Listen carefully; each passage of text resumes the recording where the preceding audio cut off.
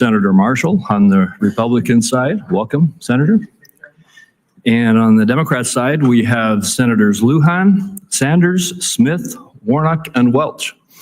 We welcome you all to the committee as well. You all bring great expertise to the committee, and we look forward to working with you. I'm also honored to lead this committee alongside Ranking Member Wyden.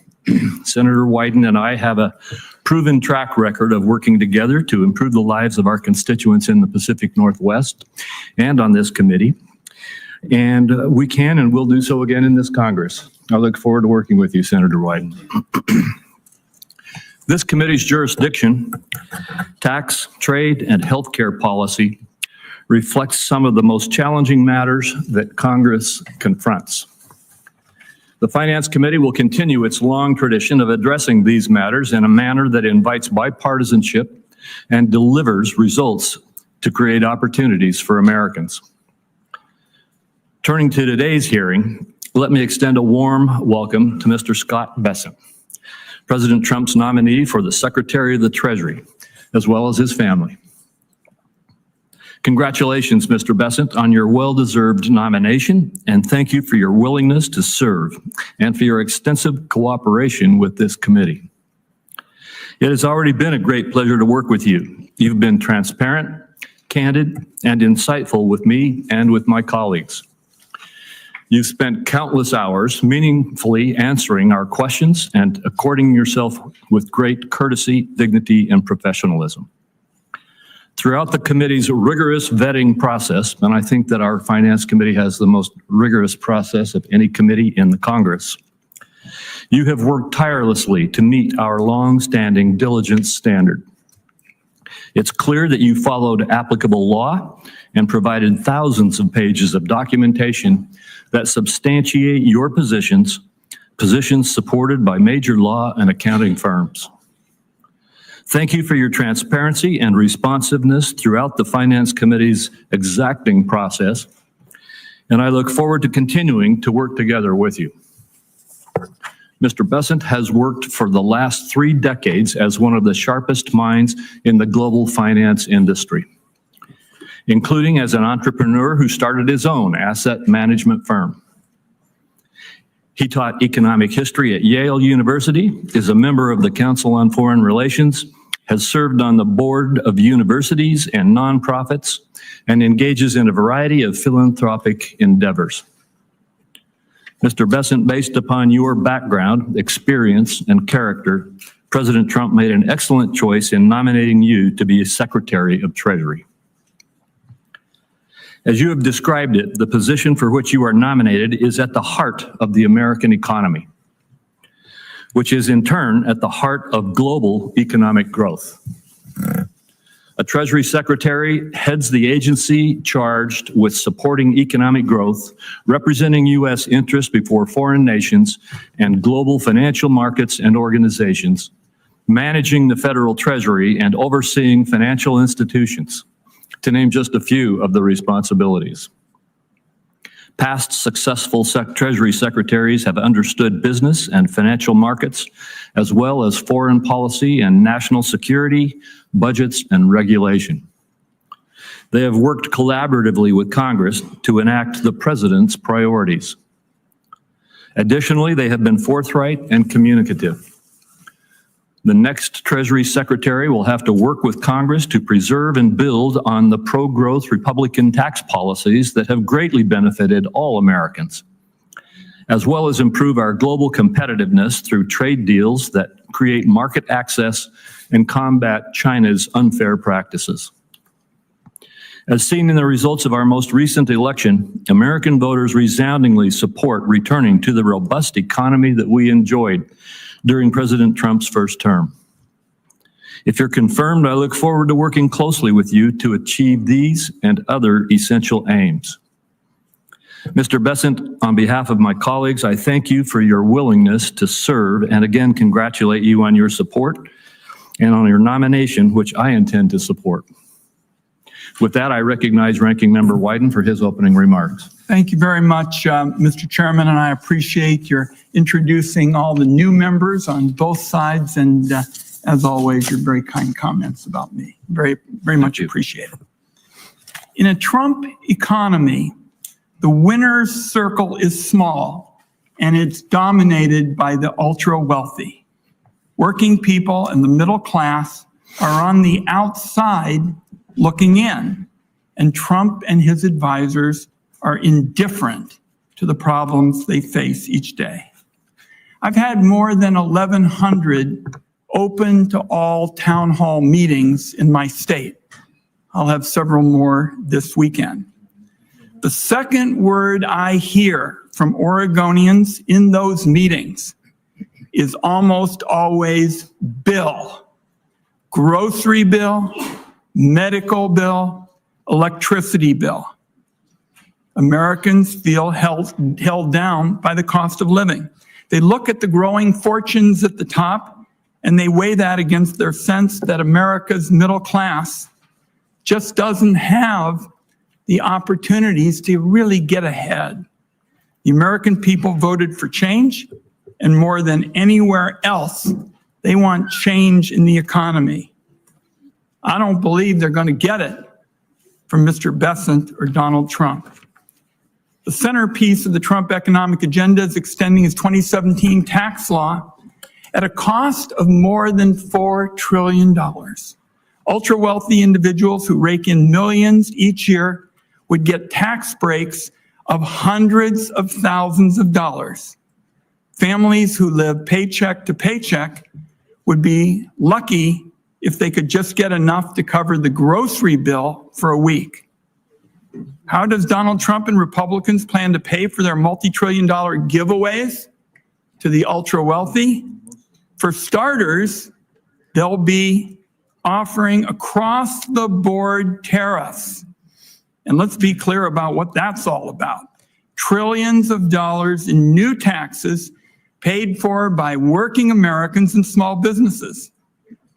And to me, the ultimate distillation of the Trump agenda is paying for tax breaks for the top by increasing child hunger, booting tens of millions off their health insurance, and laying off hundreds of thousands of manufacturing workers.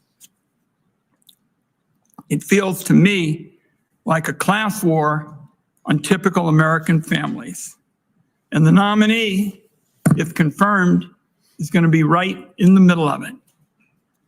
Donald Trump's going to be waging this class war instead of fixing what's broken about the tax code, which is there's a special set of rules that apply only to the ultra-wealthy. Make no mistake about it. Those ultra-wealthy people get to pay what they want when they want to, and often little or nothing for years on end. Mr. Bessent is a case in point. The taxes that fund Medicare are automatic for the vast majority of Americans. They come straight out of every paycheck. It's a civic duty that pays off as earned benefits down the road. But like a number of Wall Street fund managers, Mr. Bessent makes use of a tricky legal maneuver to opt out of paying into Medicare. It's a tax loophole that hurts Medicare, but benefits him to the tune of hundreds of thousands of dollars each year. Now, the Treasury Department has gone to court to argue that taxpayers taking this position are violating tax law. Make no mistake about that. That's not me making the judgment. That's the Treasury Department. They went to court to argue that taxpayers who take this position are violating the law. I believe it's a big conflict of interest if the nominee is confirmed. Either he and his lawyers take the position that Treasury policy doesn't apply to the Treasury Secretary, or he blesses a loophole that lets Wall Street titans blow off their fair share of Medicare taxes. This is exactly the kind of abusive scheme that leaves Americans feeling disgusted with the tax code. They feel it every spring when they go to file their taxes through the big software companies as well. It's absurd that Americans get charged huge amounts of money to file their taxes every year. That's why a number of us in this room worked hard to create the new direct file program with resources from the Inflation Reduction Act and the Biden administration. It's a free option that allows taxpayers to file their returns directly to the IRS. No software middlemen picking their pockets or harvesting their data. It launched last year to rave reviews, and virtually nowhere in the Western industrialized world do we have the kind of bureaucratic, costly system we have today, and we're trying to change it. 35 million Americans across 25 states, 30 million Americans across 25 states are going to be eligible to use direct file this year. That's if it continues to survive. That's if it continues to survive. The software giants want direct file killed. Republicans are on their side, so maybe they're going to get their way. If they do, it'll cost American taxpayers hundreds of millions of dollars this year alone. Trump and Republicans aren't stopping there when it comes to siding with special interests over the typical consumer. The Inflation Reduction Act was the largest investment in clean energy in our history. It was largely developed in this room, and it took years to try to find the common ground around technological neutrality. And the more you reduce carbon, the bigger your tax savings. It's created hundreds of thousands of jobs. It's saving consumers money on their energy bills. And along with record fossil fuel production, it's brought energy security to a level not seen in generations. Our country is in a clean energy arms race with China and other powers. But unfortunately, these policies from Donald Trump and Republicans may prevent us from winning that arms race with China. That's because the Trump administration is talking about selling out to special interests and far-right ideologues that want to nuke the provisions of the IRA that help us promote clean energy.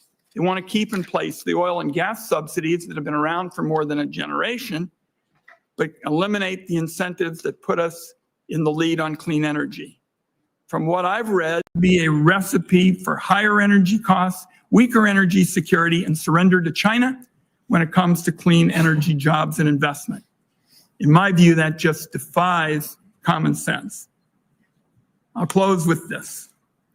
Many people, myself included, hoped that the president-elect would pick a steady hand for Treasury Secretary, someone who would be a moderating force, who'd work with all sides, and especially for the interests of all Americans, for a tax code that gives everybody in America the chance to get ahead, not just the people at the top. So this is an important discussion today, and I wish I had read something that would indicate that this nominee would be the kind of Treasury Secretary I described. That's why we have the hearing, to get his views. Thank you, Senator Crapo. Thank you very much, Senator Wyden. And today, we are honored to have our good friend and colleague, and now the new Budget Committee Chairman, Senator Lindsey Graham, to help introduce the nominee. Welcome, Senator Graham, from the great state of South Carolina. I want to thank you for joining us today, and I'll turn it over to you to introduce Mr. Bessent. Well, thank you, Mr. Chairman, and ranking member to all my colleagues, and there are only 100 of us. We know each other pretty well. This is my first appearance in the Finance Committee, probably last. Y'all work on complicated stuff, and I'm glad you like this stuff. Seems kind of boring to me, but it's important what you do, and I respect the intellect of the people on this committee because our economy needs the best minds that we can find on the Finance Committee. And we need a Secretary of Treasury that knows what he's doing, has the trust of the president, and loves his country. Your ship came in with this guy. So Scott Bessent's from South Carolina. He's academically gifted and real world tested. He went to Yale, so nobody's perfect. When he told me that, I said, I don't know about that. But anyway, he's really, really smart, and this is a complicated area. Now, why am I here? Because Trump won. I wouldn't be here if Trump hadn't won. Trump won because more people voted for him. And he had to pick people to form his cabinet. And when he talked about the Secretary of Treasury, I'm not the normal person you would go to ask about because this is not so much my portfolio. But when he mentioned Scott, I said, oh my God, home run from my point of view. I mean, you talk about somebody who's academically gifted, understands the world. Scott, like any Republican president, would pick Scott. I mean, he's really understands the president and what the president wants to do. And the reason I vote for almost everybody, for every president, is I believe, colleagues, that every president deserves a cabinet that they know and trust and can rely upon. If I had to vote for people based on agreeing with them, I wouldn't vote for anybody y'all picked. That's not the standard for me. I vote for people who I disagree with because I think they're qualified. So I would just ask the committee to think for a minute, is this man qualified? Does he have the background and the intelligence and the character to serve President Trump and our nation's Secretary of Treasury? I think by any reasonable test of qualifications, he excels beyond the bare minimum to the highest level of excellence. But that's just my opinion. So my goal here today is to tell you a little bit about him. You've heard from the chairman about his success in the financial world, about his academic qualifications. He was born in Little River, South Carolina. Why do they call it Little River? Because it's little. And it's a river. It's in Horry County. How many of you heard of Myrtle Beach? Most of you. Well, this is somewhere between Conway and Myrtle Beach. At 9 years old, his first job was to set up beach chairs and umbrellas in North Myrtle Beach. And apparently you did well there because North Myrtle Beach is thriving. He went to North Myrtle Beach High School, and he was voted most likely to succeed in 1980. And we have a high school classmate of his. What did they see in him? The same thing I see. Someone who really is talented and works hard and just a good person. The type people that you think are going to succeed, but you hope succeed. So he lives in Charleston, in a really nice place. Going from Little River to Charleston is about a 2.5-hour drive, but it's a real change. Since I represent South Carolina, I like them both very much. He's married, John, his husband's right behind me. They have 2 kids, Caroline and Cole, and they're absolutely adorable. And from a South Carolina point of view, we're really proud of Scott. I was over the top happy when President Trump picked him because I know him. I know where he came from. The rich and powerful don't live in Little River. This is truly the American dream. This man has been successful at everything he's ever tried to do. He's worked really hard.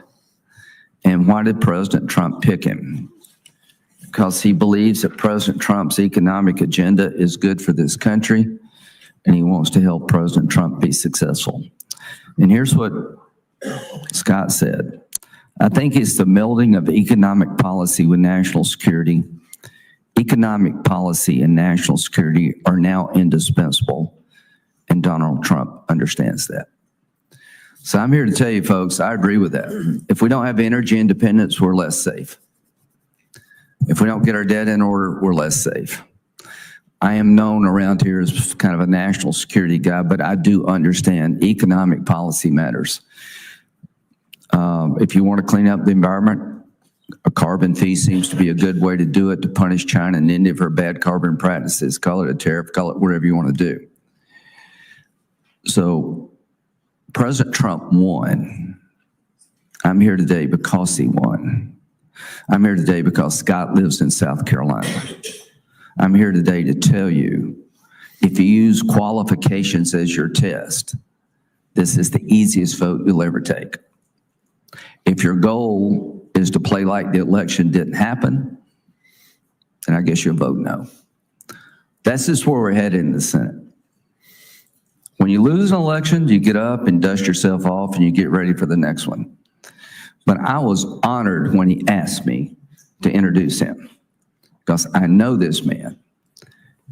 And America will be in good hands if he's our Secretary of Treasury. He deserves this job. He's qualified for this job. And President Trump, thank you for picking him. On behalf of all of us in South Carolina, we're extremely proud of you and we wish you well. Thank you. Thank you, Senator Graham. We appreciate you giving this introduction, and you are now excused, as is our practice. And Mr. Bessent, before we turn it over to you for your opening statement, I have 4 questions that we ask all nominees who come before this committee. The first is there anything that you are aware of in your background that might present a conflict of interest with the duties of the office to which you have been nominated? No, sir. Second, do you know of any reason, personal or otherwise, that would in any way prevent you from fully and honorably discharging the responsibilities of the office to which you've been nominated? No, sir. Third, do you agree without reservation to respond to any reasonable summons to appear and testify before any duly constituted committee of the Congress if you are confirmed? Yes, sir. And finally, do you commit to provide a prompt response in writing to any question addressed to you by any senator on this committee? Yes, sir. Thank you very much. Again, welcome to the committee, Mr. Bessent, and you may make your opening statement. Good. Thank you. Chairman Crapo, Ranking Member Wyden, members of the Finance Committee. It's an honor and a privilege to be considered by this committee as the President's nominee for the Secretary of the Treasury. I want to thank all of you who took the time to meet with me over the past few weeks.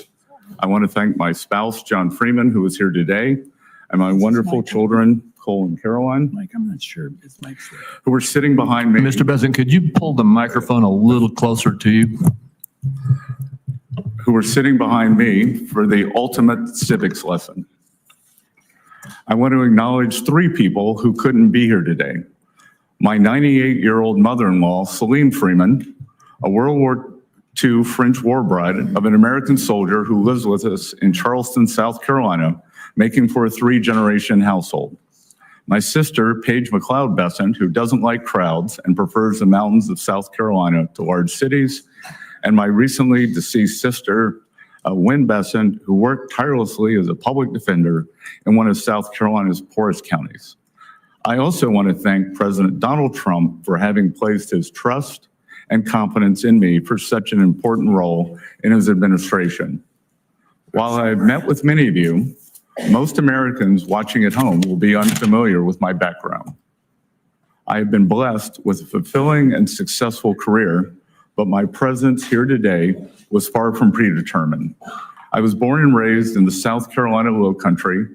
My father fell into extreme financial difficulty when I was young. When I was 9 years old, I started working 2 summer jobs, and I haven't stopped working since. I eventually made my way to Yale. I accepted my first internship in finance because the job came with a pull-out sofa in the office to sleep on, which allowed me to live in New York City rent-free. I've been involved in the financial markets ever since. I've been fortunate enough to work with some of the world's greatest investors in a career that has taken me to almost 60 countries over 40 years. My life has been the only in America story that I am determined to preserve for future generations.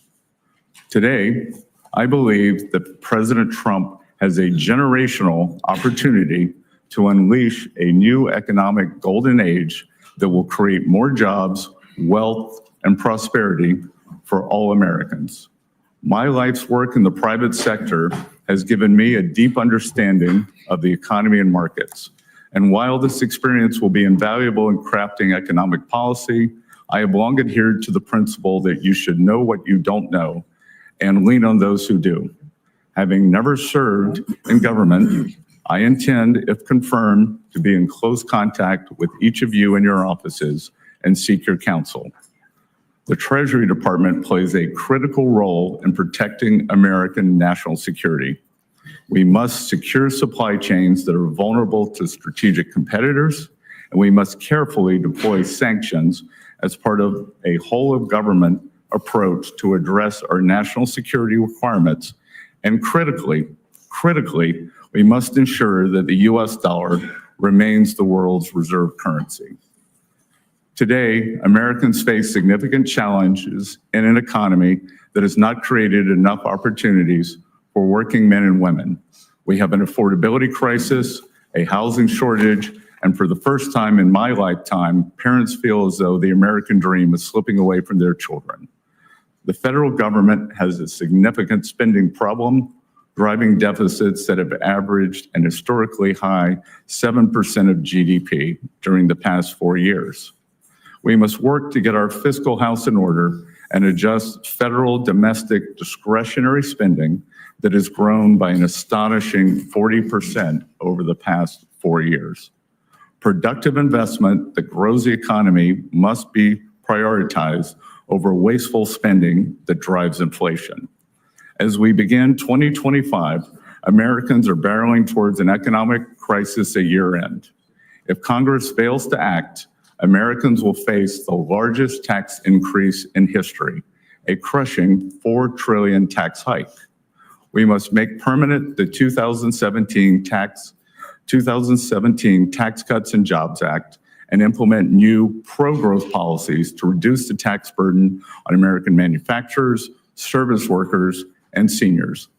I've already spoken with several members of the committee, as well as leaders of the House, about the best approach to achieving these important goals together. As President Trump has said, we will unleash the American economy by implementing pro-growth regulatory policies, reducing taxes, and unleashing American energy production.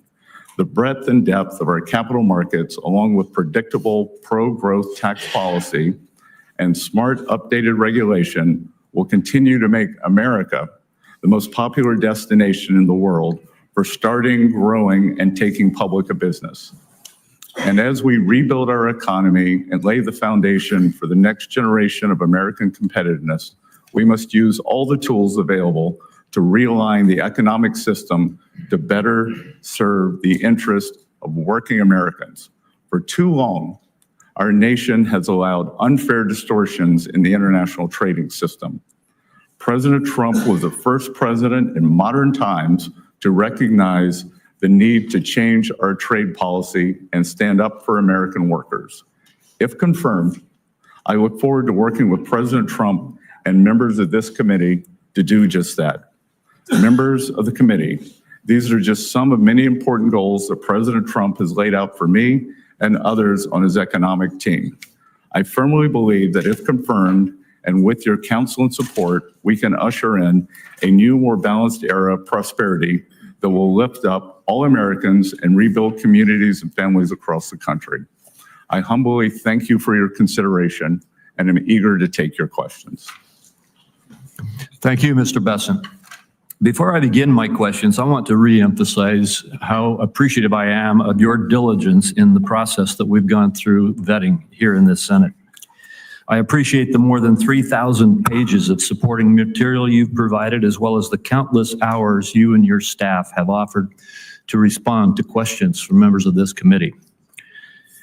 Let me be clear. You followed all of the applicable law and met the committee's long-standing diligence standard. Your process matched that which has applied to nominees in every previous administration. And I want to go in my first question to you to the Tax Cuts and Jobs Act, which Senator Wyden and I have both mentioned already, and you've mentioned in your remarks. The attack on this statute, this law, which is law, I remind everybody it is the law now, it was passed in 2017, is that it was a tax cut for the wealthy. I appreciate you, Mr. Bessent, noting that it will be a $4+ trillion tax increase if we do not extend this law. And a point that I would remind all of my colleagues is that if that $4+ trillion tax increase happens, it's not just going to be something that impacts the wealthy. It is 2.6 trillion of it, the majority of it, falls on people who make less $400,000 for a family with two taxpayers, for under $400,000 per year. That's the number that President Biden chose to say he wanted to protect it. 2.6 trillion of this tax cut hits those making less than $400,000. Moreover, massive amounts of it hit pass-through entities, small businesses across this country. This is not a tax cut for the wealthy that we're talking about. It is a tax increase on all Americans, the majority of whom are in the lower and middle income categories. My question to you is, one of our pivotal tasks is to make sure that this tax increase does not happen. Can you give us your perspective on the impact that would occur in this country if we allowed this $4 trillion tax increase to happen? Senator Crapo, thank you for this, and thank you for the meetings over the past few weeks. I've enjoyed working with your staff, and this is the single most important economic issue of the day. This is pass-fail. That if we do not fix these tax cuts, if we do not renew and extend, then we will be facing an economic calamity. And as always, with financial instability, that falls on the middle and working class people. We will see a gigantic middle class tax increase. We will see the child tax credit halved. We will see the deductions halved. So it will be what we call in economics, it has the potential for a sudden stop. And as I said, traditionally with these sudden stops, it falls on working Americans. Thank you. And I would just say to you, you may be aware of this, but the Tax Foundation has indicated that if we do sustain these tax cuts and protect them from expiring and stop this tax increase, that the extension of this policy would increase the growth of the GDP in the United States by 1.1% over time. Similarly, and I don't know how they came up with the same number, but the National Association of Manufacturers indicates that if we don't extend this tax relief, that there will be a 1.1% reduction in growth of jobs and development in our economy. It seems to me that as we are talking about what to do for America, that protecting America from a 1% reduction versus a 1% growth in GDP is a critical objective. Could you just give a little bit of perspective? I know you've just answered this question in another context, but could you just give a little bit more perspective on those kinds of dynamics? And I'm sorry, I'm going to try to keep to 5 minutes, and we've only got about 15 seconds left of mine, and I want to be sure everybody else stays on time, so I will too. Could you quickly respond? Well, Senator, I would just say that we saw the power of these tax cuts in 18, 19, and going into January of 20 before they were interrupted by COVID, and the great success that we had. Thank you. Senator Wyden. Thank you very much, Mr. Chairman. Let me say to the nominee, I've got 4 questions that I'm going to ask, and if we both can keep it brief, I think we can get to all of them, because I think it really frames for us what the debate is all about. I'm going to start by talking about the future of direct file. This is the program that helps our people who choose it to save hundreds of dollars when they file their tax return. Last year, the IRS launched it. It was enormously popular among taxpayers, but of course, the tax software giants and their big lobby just hate it. They want to shut it down. Now, the filing season starts January 27th, so it opens in 10 days, and millions of taxpayers around the country have already been notified that they are going to be eligible to use direct file this year. So I won't do this for every question, but I'd really like a yes or no on this one. Will you commit to keeping direct file up and running if you're confirmed?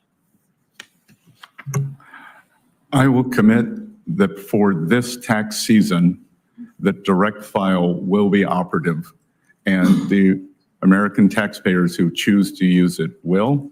And if confirmed, I will consult and study the program and understand it better and make sure that it works to serve the IRS's three goals of collections, customer service, and privacy. I appreciate the answer. It means that taxpayers are going to save, who choose to use it because it's voluntary, hundreds of dollars, and we'll have a chance to see once again how popular it is with practically everybody except the tax prep software crowd. On to tariffs. Donald Trump, with no plan and no strategy, says he's going to put across-the-board tariffs, blanket tariffs on all imported goods, which means that our workers and our small businesses are going to get clobbered with additional taxes on practically everything they buy from other countries. My question here is, who would pay these tariffs? Americans or foreign countries? So this, Senator Wyden, just to understand, so I can frame the answer correctly, do you believe that these tariffs are a consumption tax increase? I believe these tariffs, you can call it whatever you want in terms of trying to gussy it up.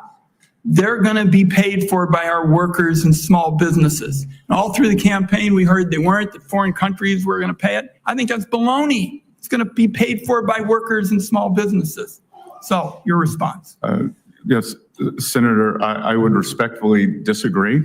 And the history of tariffs and tariff theory, optimal tariff theory, does not support what you're saying. Traditionally, we see that the current, if we were to say use a number that has been thrown around in the press of 10%, then traditionally the currency appreciates by 4%. So the 10% is not passed through. Then we have various elasticities, consumer preferences may change. And finally, foreign manufacturers, especially China, which is trying to export their way out of their current economic malaise, they will continue cutting prices to maintain market share. Okay. That's an academic view of it. But what I know is the history of this is it clobbers people of modest means. They're the people who are going to get hit. And all through the campaign, there was a big show that it was going to be paid for by foreigners, not so. Two other questions that I want to get in. And I already made it clear, and you and I talked about this. I'm for a tax code that gives everybody the opportunity to get ahead. You and I talked about my friend Bill Bradley. He and I have been working for this for years. Do you believe the tax code should treat wages differently than it treats wealth? Look, in any tax system that advantages and creates distortions, it is a change that, Senator, it is a decision that was made when the tax codes were written. And so every tax code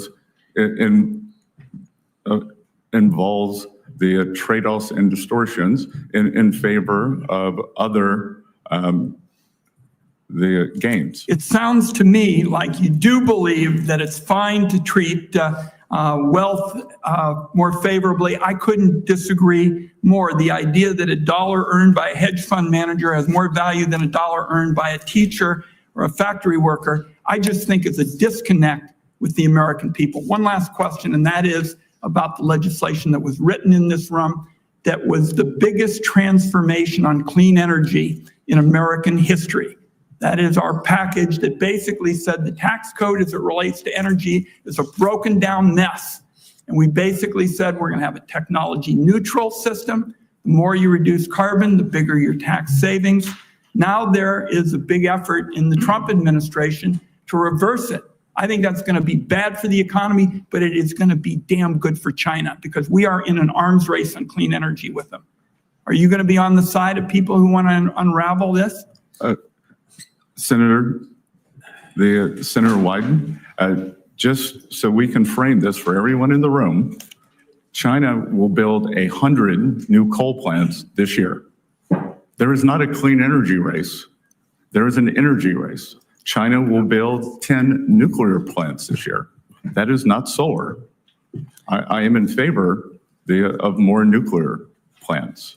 And I would note that the IRA, as scored by the CBO, is wildly out of control in terms of spending on the upside. Well, first of all, the clean energy package does protect nuclear because members on both sides of the aisle in this room wanted it to be that way. But if you're going to talk about fossils, the United States has achieved a greater level of energy security than we've had in generations. Oil and gas production is at record highs. And it's not just that, but it's about clean energy. And I'm very troubled by your position denying that we're in an arms race with China on clean energy, because we definitely are. Thank you, Mr. Chairman. We do need to move on. And I told Senator Wyden he could have those 4 questions, but I want to remind everybody else we've got a 5-minute time limit. He deserved those extra questions. Senator Grassley. Mr. Bessent, congratulations. I want to start out with where you and I talked about something in my office. And you remember that tongue-in-cheek comment I made to you that you're going to be asked by the chairman, will you answer all of our letters? And everybody that comes to the Hill says, yes, they're going to. And I said, maybe you better say maybe, because most people don't keep that promise. So I just wanted to remind you, if I write you a letter on my oversight responsibilities, I'd appreciate it if you'd answer it. Now to my first question. My Democrat colleagues believe, you gonna put that up? My Democrat colleagues believe the only solution to our unsustainable debt and deficit is higher tax rates and that ends up being on job creators and families alike. However, history proves that high tax rates fail to raise significant revenues. Taxpayers, workers, and investors are smarter than that. In other words, they're smarter than we in Congress that thinks that at one time a 93% marginal tax rate would bring in more revenue than a 70% tax rate or a 50% tax rate or a 30% tax rate or a 40% tax rate and so on. But as you can see from this chart, Congress isn't too smart because the taxpayers decide how much money they're going to bring into the federal treasury. Now, on the other side of the ledger, federal spending is at levels we've never seen outside of war and recession and still growing. So I'm making a statement to you, but if you'd like to comment on whether or not we have a fiscal imbalance primarily or a spending problem rather than a revenue problem. Senator Grassley, I enjoyed visiting you in your office, and will remind you that when we were talking about the American agriculture, that I may be the first Treasury Secretary nominee in a long time who knows what a section is. 642 acres, and am involved in the farming business. And yes, we do not have a revenue problem in the United States of America. We have a spending problem. That historically, for the past 40 or 50 years, revenues, federal government revenues, have averaged about 17 to 17.5% of GDP. And spending has been slightly over that, leading us to a 3.5% budget deficit, which is manageable because we have roughly 3.8% nominal growth, 1.8% real growth, 2% inflation.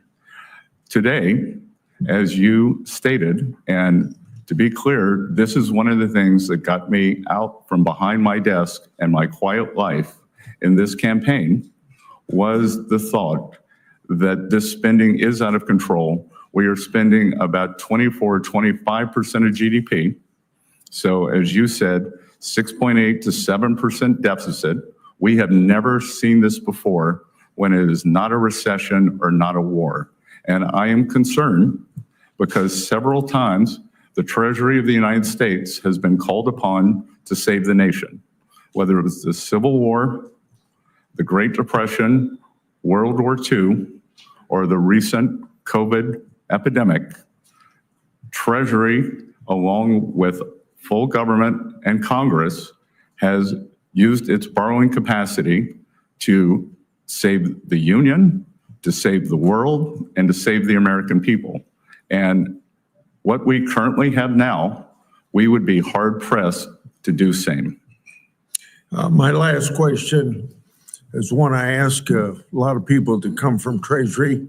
While I oppose tax hikes on individuals, families, and small businesses, I've long championed sensible policies geared towards shutting down tax loopholes and providing tools to IRS to detect tax cheats. A primary example is my legislation that I authored in 2006, the IRS whistleblower law. It's brought $6 billion back into the federal treasury.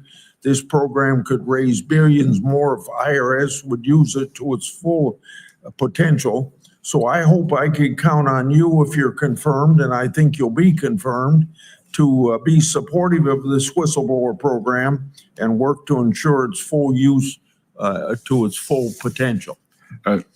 Senator Grassley, we are in complete alignment on this program.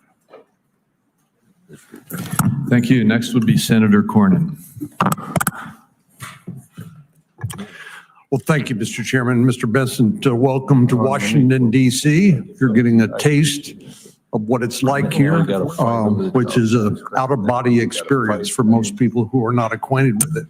I happen to represent a state that has the 8th largest economy in the world. We think we understand the formula for economic growth and prosperity and opportunity, which are low taxes, a reasonable and modest regulatory footprint, and opportunities for people to prosper, and by prospering, invest and create opportunities for other people to pursue their dreams. We think there's a lot Washington can learn from that formula, and it sounds to me like you agree. One of the strange experiences I've had here is that so many of our colleagues, principally on the other side, think that the money that you earn is not actually yours. It's the federal government's, and you just get to keep a little bit of it. Conversely, I believe that the money that people earn is theirs, and they have a responsibility to pay taxes. But as you point out, an over-tax burden or large tax burden has a way of depressing the economy and reducing standard of living. So I'm grateful for your nomination, and I think you are exactly the type of individual that needs to serve in this important position, and I support your nomination wholeheartedly. Let me ask you, in the short time I have, one sort of obscure question and another one that we discussed in our office. As you know, the market for U.S. Treasuries is the largest market in the world at $28 trillion, and it's critical to the financial stability of the United States. There's actually a proposal for an entity to clear U.S. Treasury futures at the London Clearing House, which is overseen by the Bank of England. Some argue that the Bank of England would have control over heaven forbid, a default scenario in this critical market instead of the U.S. Is this a concern to you? Senator Cornyn, I enjoyed visiting in your office, and I would note that while Texas has more arrivals due to good economic policies, South Carolina has more arrivals as a percent of the population, also driven by our wonderful governor, Henry McMaster. I'm still going to vote for your nomination. I think it's 1,600 people a day in Texas, but go ahead. Yeah. Everything's bigger in Texas, sir.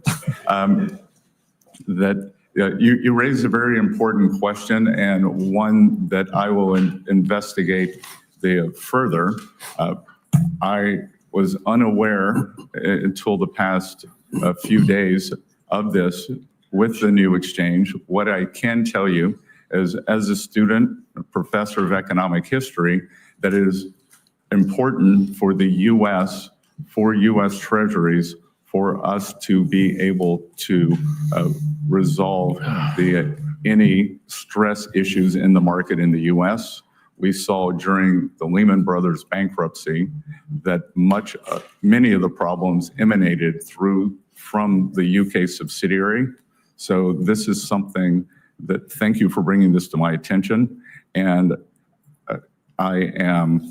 my inclination is that the resolution authority must lie here in the US, but I will get back to you in writing with an answer on this if confirmed. Thank you. You appropriately mentioned China as one of our biggest challenges. While I believe in free and fair trade, we know that some countries, principally the PRC and the Chinese Communist Party, don't play by the rules.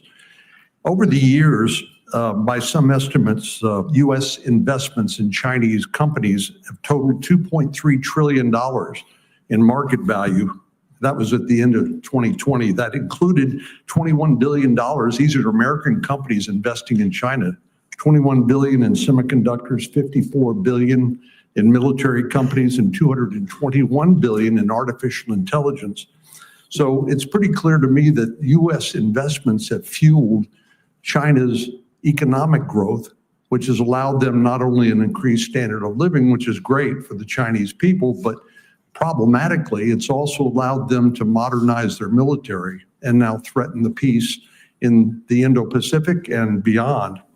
As we've discussed, I've introduced a bill that would require transparency of American companies investing in China.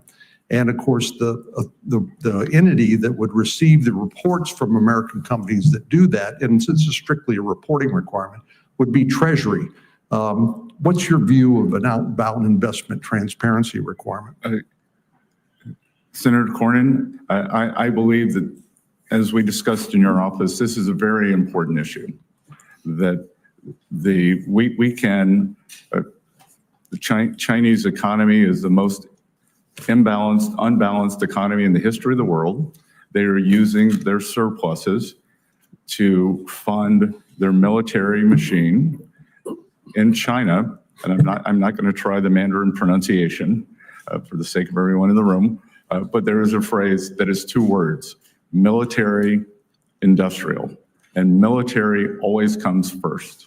So we should understand that, and that we should have a very rigorous screening process for, as you identified, anything that could be used in AI, in quantum computing, in surveillance, in chips, that the U.S. has the lead, and we must make sure that we maintain it through smart policies such as you and I discussed. Thank you. We need to move on. Senator Bennett. Mr. Bessent, thank you for being here. Mr. Chairman, congratulations on your position. We look forward to working with you, as I always have.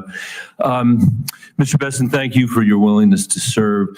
We are at the beginning of what's going to be a vigorous conversation about the country's fiscal health. You described our deficit as alarming, and yet you are here with the same Trump tax policy that has burdened the American people with another $2 trillion of debt that their kids and grandkids are going to have to pay back. And despite the conversation we've heard over here, clearly, the distribution of it was deeply unfair. 50% of it went to the top 5% of Americans, 75% of it, if you add the SALT, which even the Wall Street Journal won't support because it's so unbelievably outrageous, will go to the wealthiest 5% of Americans. The tax policy is one that's hard. It is, for some reason in this room, it makes sense to people.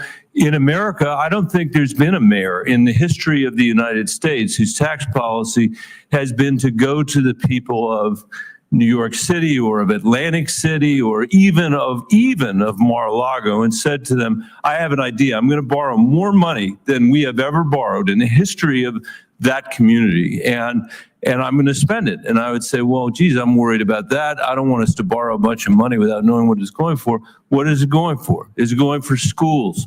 No. Is it going to compete with the Chinese in their defense? No. Is it going to pay for parks? No. Is it going to deal with the mental health crisis that we have in America? No. Is it going to pay to secure our border? No. What are you doing with the money, Mr. Bessent? What were you doing with the money, Mr. Mnuchin? What are you doing with the money, Mayor, in America? The answer is we are going to give it to the richest people in America, the richest people in our community, and expect that somehow that's going to trickle down to everybody else. That has been the Trump tax policy since the day he showed up, and no mayor in America would ever, with a straight face, say that's what they should do. And in fact, no America in history has done that. But to add insult to injury, you sit here, and Mr. Mnuchin sat here at his time and said, it's all going to be paid for by economic growth. We know that's not true. We know it costs $2 trillion. So while the benefit went to the richest people in America, the cost is being borne by the children of working people all over this country. And that's what's going to happen now. It's $4.6 trillion this time, not $2 trillion. And then you come here, and this is my question, Mr. Bessent, and you sneak into your opening statement that we have a spending problem, and what we have to focus on, as you said, is discretionary spending after your crocodile tears about how China is out competing us. And as you know, because you're a smart person, and you spent a lot of time on Wall Street, just like your predecessor did, discretionary spending is about a third of our overall spending.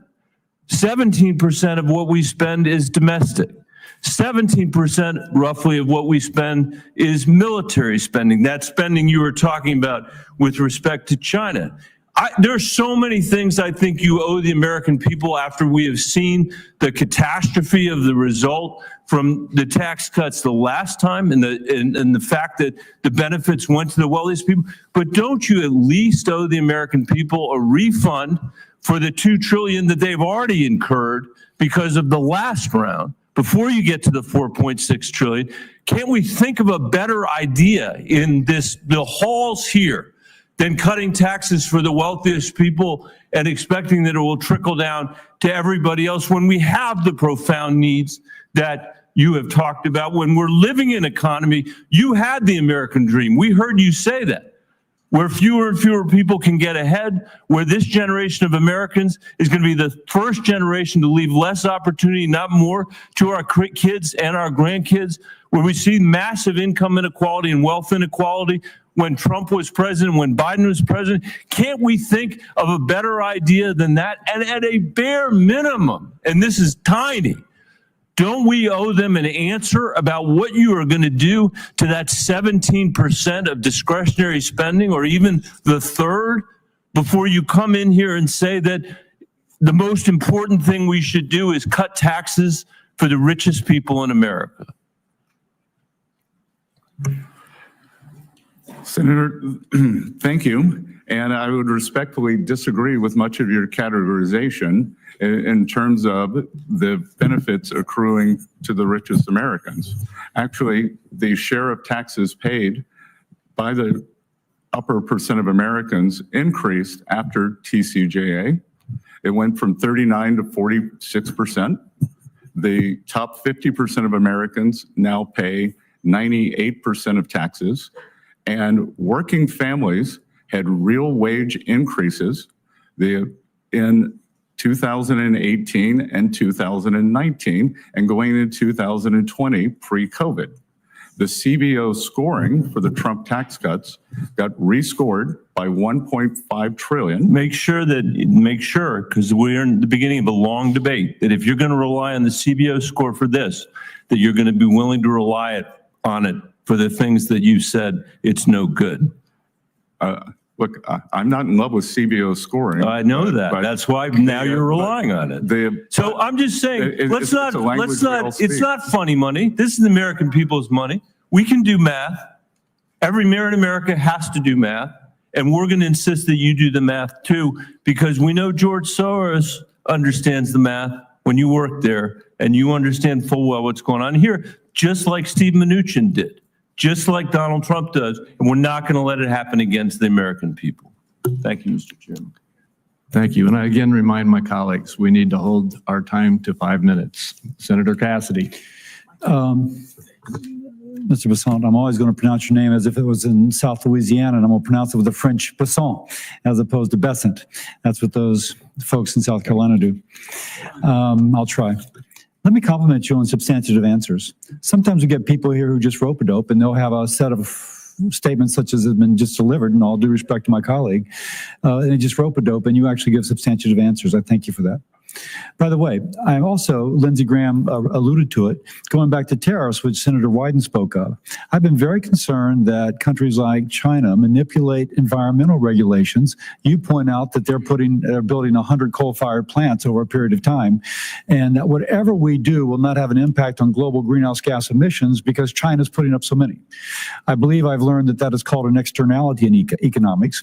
When we met, we discussed the foreign pollution fee, which would put a levy, a tariff on those carbon-intensive products coming from countries like China, roughly commensurate with their avoided cost of not controlling it. Now, I would think that my Democratic colleagues would like that, because that's clearly a way that they are manipulating the world economy to steal jobs from the United States and simultaneously increase global greenhouse gas emissions. Any comments on such a foreign pollution fee? Senator Cassidy, I greatly enjoyed our discussion and the extensive presentation you gave me when I visited with you. And this is a very good question because, and I believe it is one for your Democratic colleagues to understand whether they would be in favor of the equivalent of a carbon tariff. That Senator Graham is in favor of it. And I think this is a very interesting idea that it could be part of a entire tariff program because I think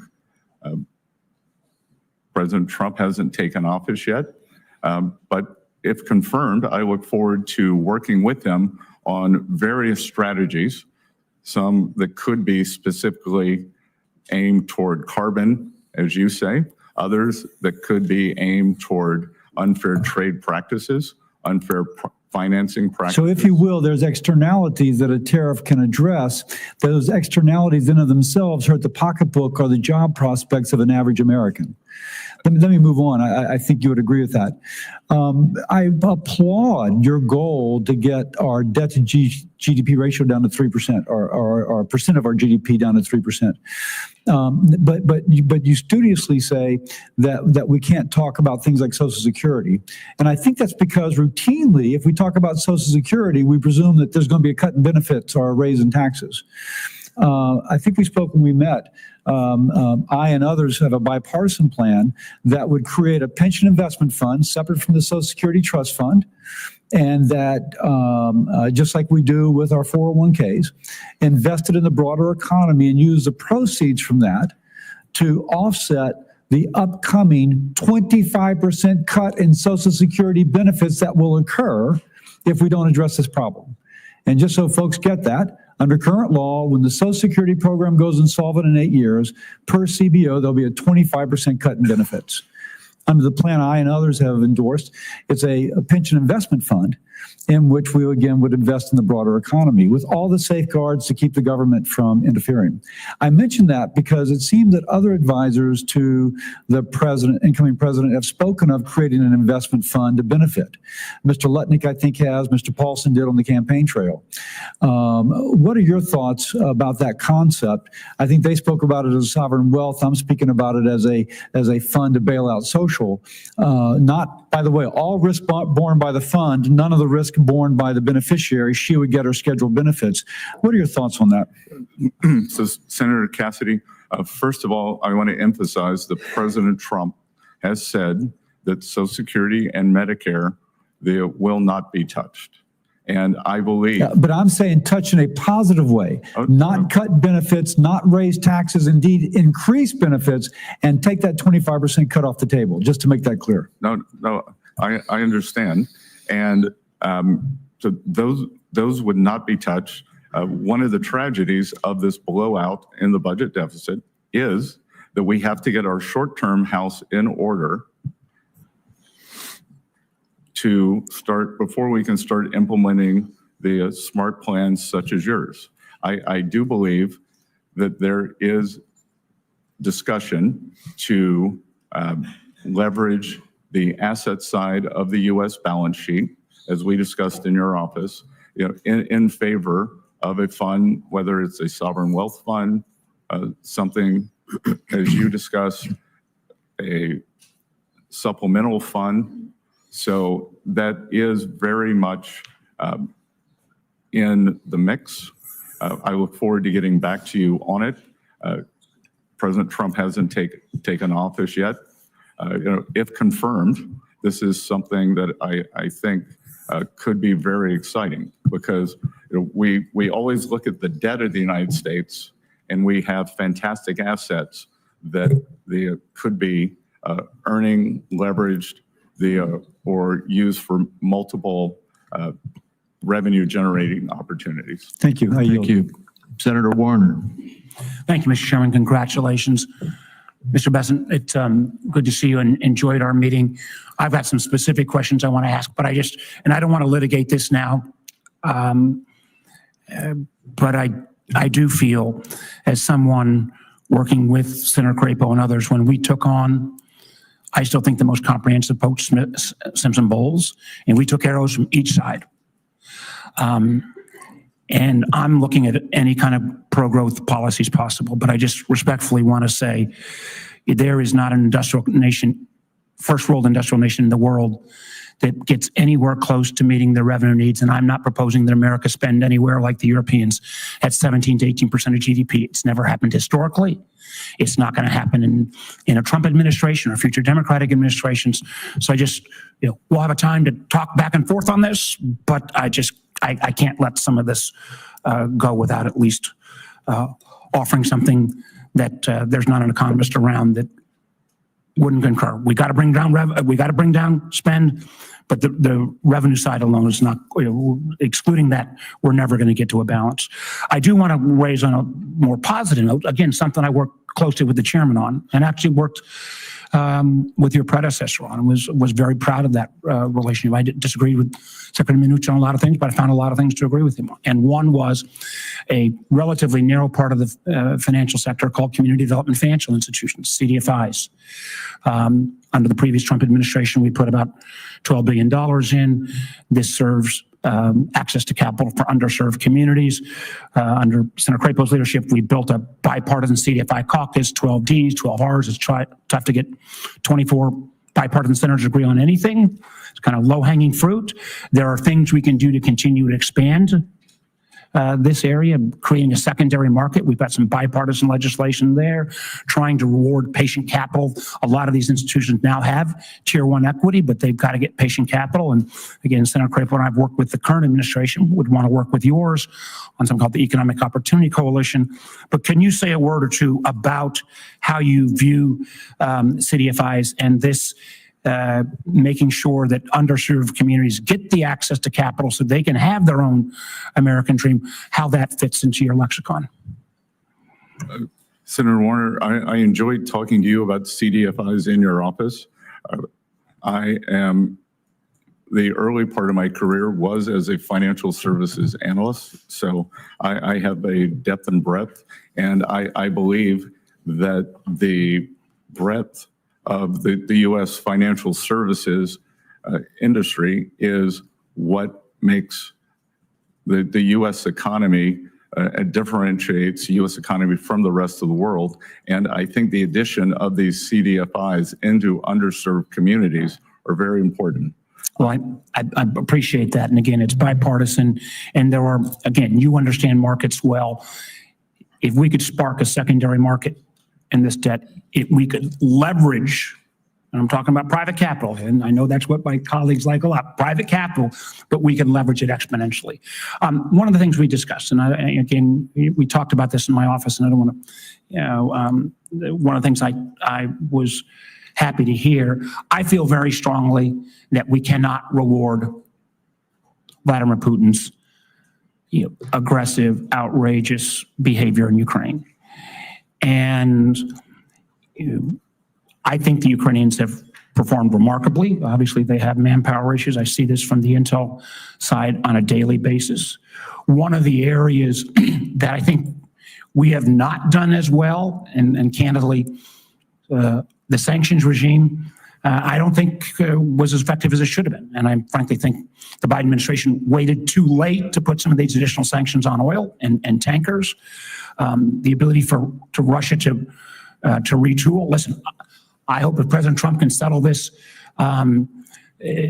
hallelujah. The world would be better off. But one of the things we discussed in my office was the potential to actually increase the sanctions regime as a way to help further leverage that. Would you care to talk for a moment about that again? Yes. So, Senator Warner, I believe that the sanctions regime, especially, well, first of all, I would say in my adult life that the tragedy going on in Ukraine is one of the greatest tragedies of my adult life, and ending that as soon as possible, and any role the Treasury can play in that, if confirmed, I would like to do. As we discussed, I believe that the sanctions were not fulsome enough. I believe that I believe that the previous administration was worried about raising U.S. energy prices during an election season. And I am perplexed to see that National Security Advisor Sullivan, on his way out the door, is raising the sanctions level on Russian oil companies.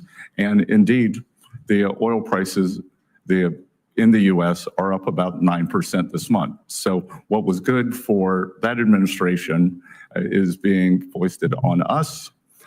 But having gone from, I think, low-level sanctions to mid-level, that if any officials in the Russian Federation are watching this confirmation hearing, they should know that if I'm confirmed and if President Trump requests, and as part of his strategy to end the Ukraine war, that I will be 100% on board for taking sanctions up, especially on the Russian oil majors, to levels that would bring the Russian Federation to the table. And I will only take 30 seconds. Let me just get 30 seconds.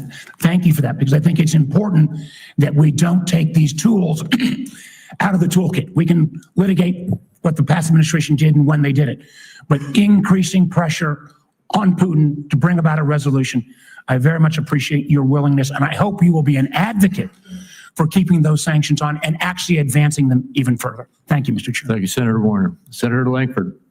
Thank you, Mr. Chairman. Mr. Bessent, good to see you again. Thanks for the time in the office to be able to talk through a lot of these details as well. I was interested to be able to hear your statistic you shared earlier that after the Tax Cuts and Jobs Act of 2017, now we've had several years to be able to see what happens. And now I believe the statistic you gave is the top 50% of earners in America now pay 98% of the taxes. Did I hear that correctly? Because I've heard over and over again that is only the wealthy, only the big companies that get it. I would encourage, quite frankly, every Oklahoma company that's a small business to ask their CPA this year when they're filing their taxes, what if the Tax Cuts and Jobs Act expires next year? What would my taxes be next year? And have small business owners ask that question of their CPA. And I think they will be quite surprised based on all the rhetoric to say this is only about big companies and wealthy people, that every small business will quickly find out, oh, it's them as well. It'd be the same thing on the child tax credit. If Tax Cuts and Jobs Act goes away, it gets cut in half in the child tax credit, and all the inversions that were happening under the Obama administration where American companies were being bought up by foreign entities. Now that's actually switched. Now American companies are buying foreign companies and those jobs are coming here. So there's been a tremendous amount of benefit in that.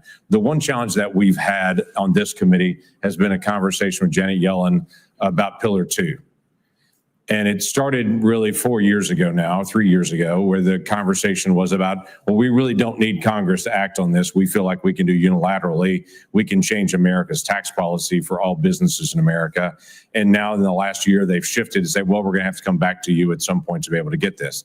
In the meantime, a deal has been negotiated that literally helps European countries and hurts the United States on this.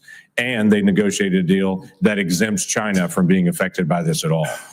My question to you is, are you going to engage on this issue of Pillar 2? Number one, have this committee involved in writing taxes, which seems to be consistent with the Constitution. And then what is your message to other countries if they try to implement Pillar 2 on American businesses? Thank you, Senator.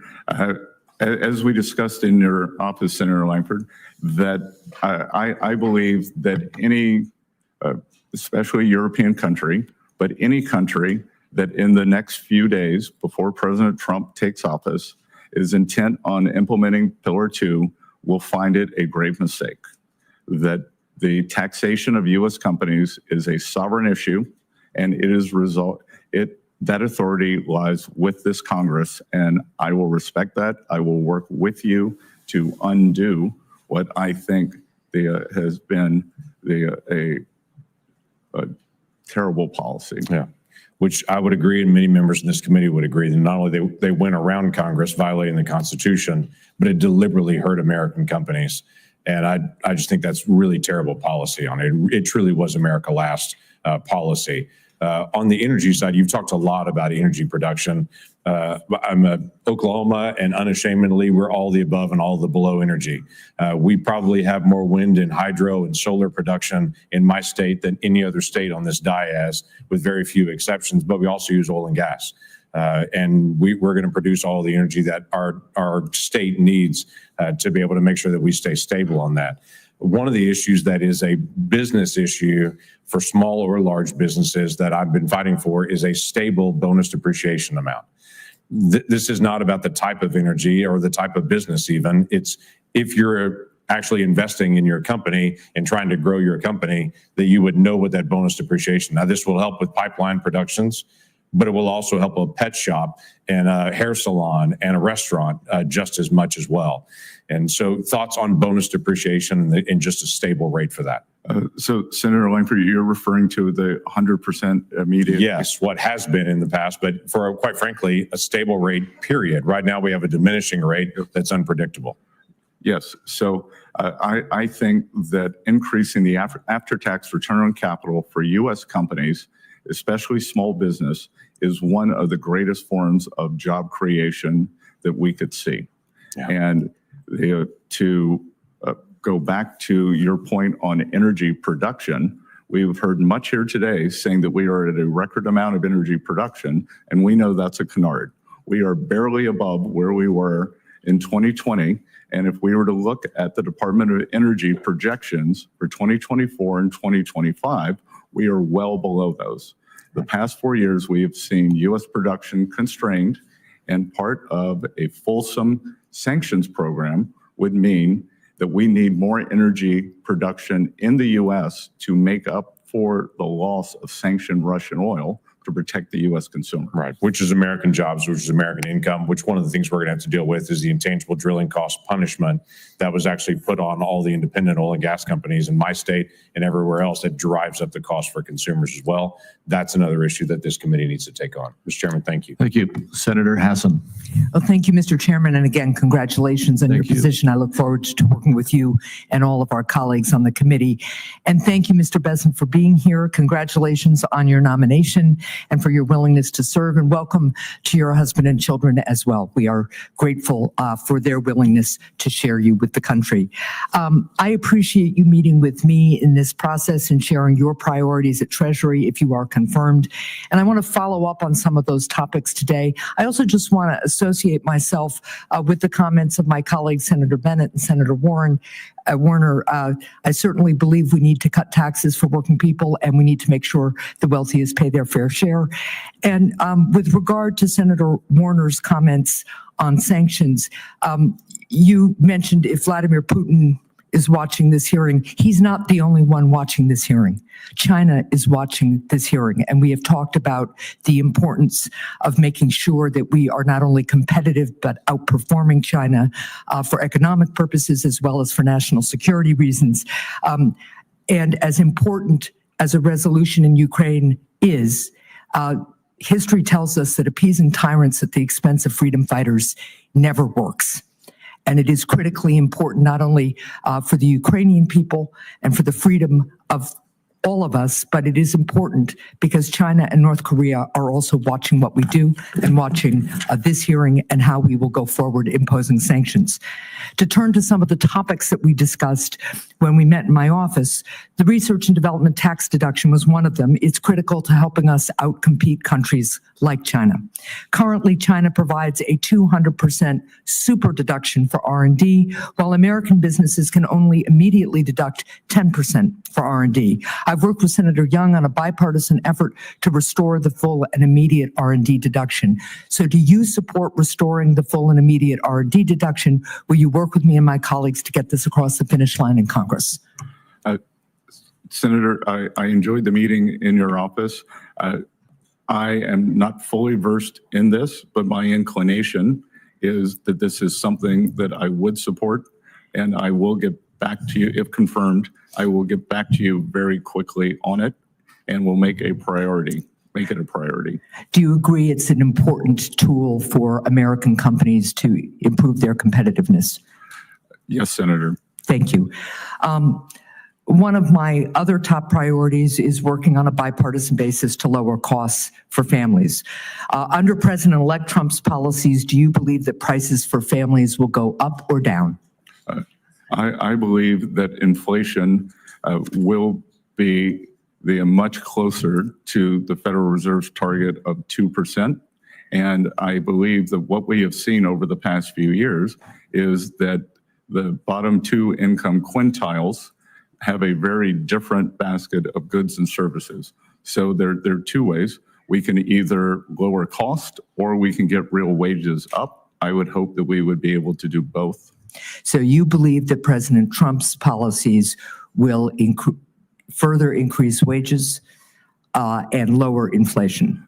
I believe that they will increase real wages and lower inflation closer to the Federal Reserve's 2% target as it did during President Trump's first administration. Are there any specific policies proposed by the president-elect that you expect will increase prices for families? There's nothing I can immediately think of. So that's a no. If the president-elect were to propose a policy that you believe will increase prices, would you advise against it? I would speak to President Trump about it. It is his decision. And I believe that we think that if we look back, that it is a complete composite return in terms of aggregate inflation numbers. And I think it's very difficult. Well, I have limited time. So if you believe that a policy that is proposed by President Trump would increase prices, would you advise him against doing it? Yes or no? I can't answer that question because it's a hypothetical. All right, let's move on to when we met prior to the hearing, you told me that President Biden was responsible for increased prices over the past 4 years, something we can litigate, but I don't want to right here. By the same token, I assume you would agree that if prices increase in the next 4 years, President-elect Trump would be responsible. I think there could be a variety of reasons. I think that it could be we will see the policies of the Federal Reserve, the spending policies. Congress sets the spending policies. So look, I'm going to cut to the chase because I'm out of time. But at the end of the day, what you're articulating is a double standard, and it's disappointing to me. Thank you, Mr. Chair. Thank you. Senator Daines. Chairman, thank you. Mr. Bessent, good to have you here this morning. I think we're seeing here in this committee is we really do have a divide between two very different philosophies about how to go forward and what's best for the American people in this economy, what's best for global competitiveness. I remember sitting right in this chamber as we were debating whether or not we should launch the multiple trillion-dollar massive spending bills, which is a $2 trillion COVID bill, the Inflation Reduction Act, massive multi-trillion-dollar bills that even Democrat former secretaries of Treasury said could be inflationary. And indeed, it was. You compare that outcome to what we are going to return back to the policies of the prior Trump administration, that when you lower taxes for businesses and the American people, you create more tax revenue, you create more economic activity, you create more wage growth, particularly for minorities as well. And you start to get back into winning in terms of global competitiveness. We stopped the inversions. It was absolutely like, boom, went from multiple inversions to zero once we move forward with this.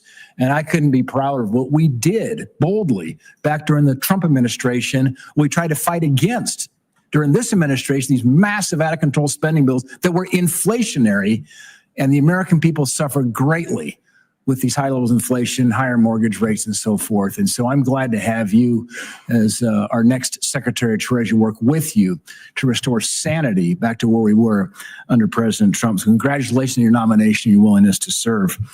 With the expiration coming of these tax rates, we're facing a $4.3 trillion tax increase if we don't act this year. As we begin drafting this bill, and I applaud Chairman Crapo, he brought us together as ranking member last year prior to getting the majority back, anticipating we might have this moment.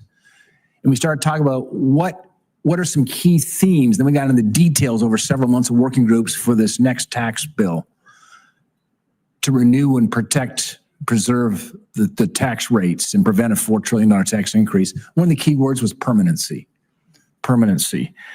I've expressed my support for the use of current policy baseline. I've expressed my support for permanency because we add uncertainty here in Congress with expiring tax code provisions.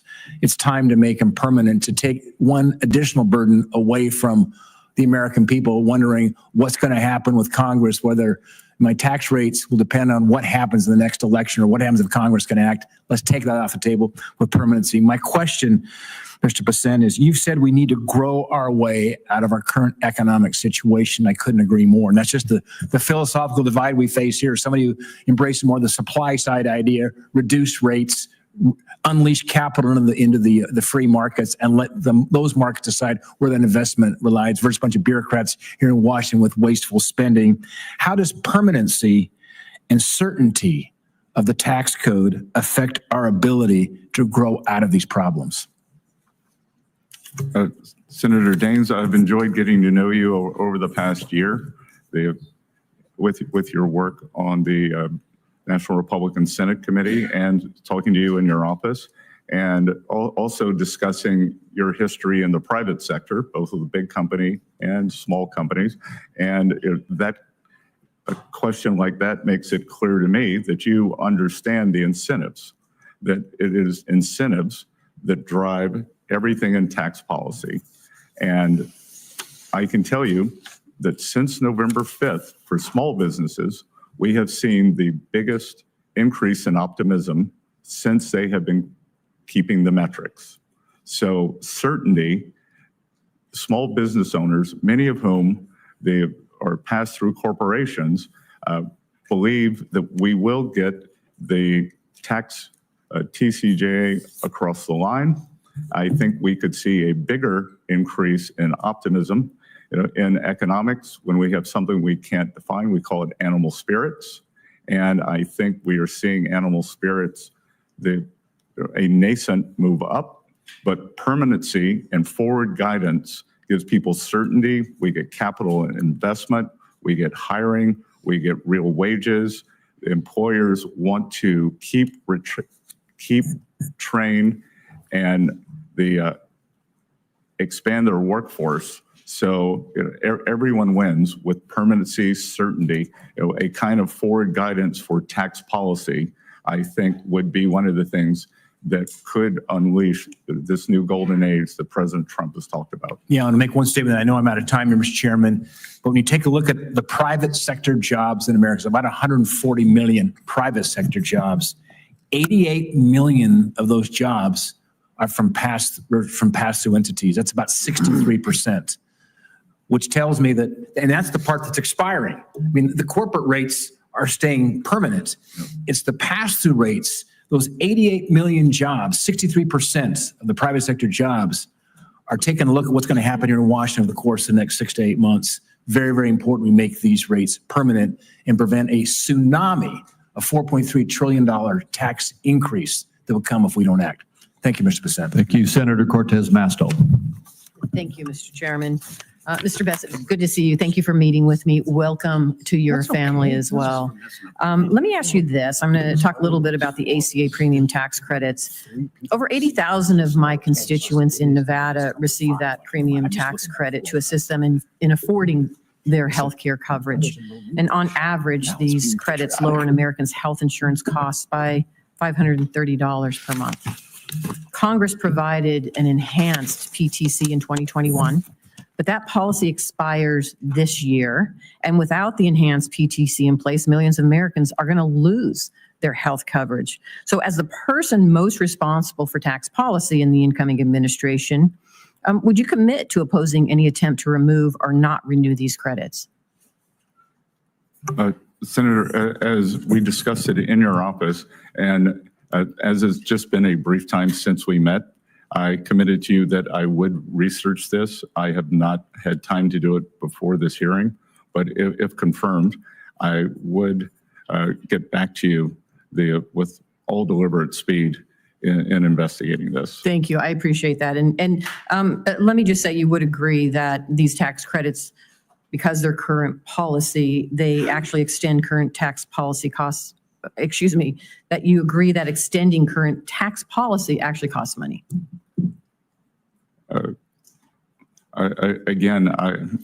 I think I don't understand the nuance of that question, but I will get back to you on it. Okay, I appreciate that. You have been supportive of many of President Trump's tariff plans, and I have heard the conversation there.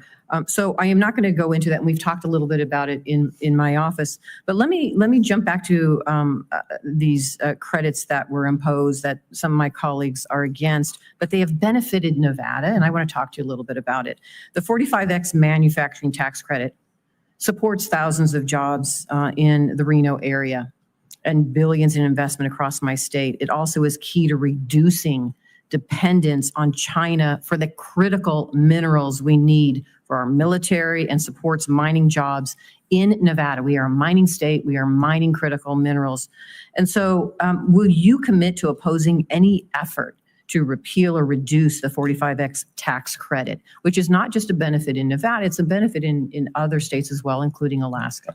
So again, Senator, I am unfamiliar with that exact provision, but I do believe that it is important for us to mine, accumulate, and move to domestic production for rare earths and other vital minerals.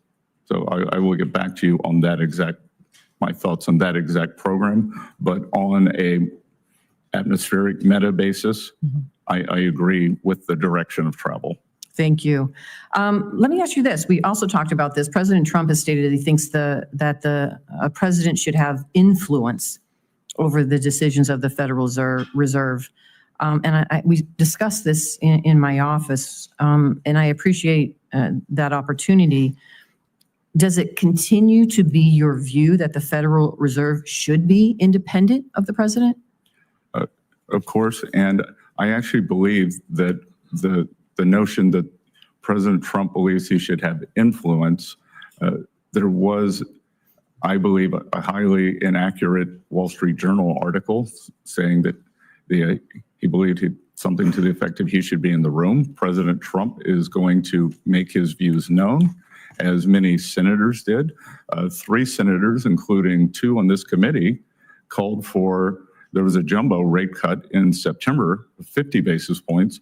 2 of the senators on this committee called for 70. I'm not asking my senator colleads. I get the politics on their sides. I'm asking you.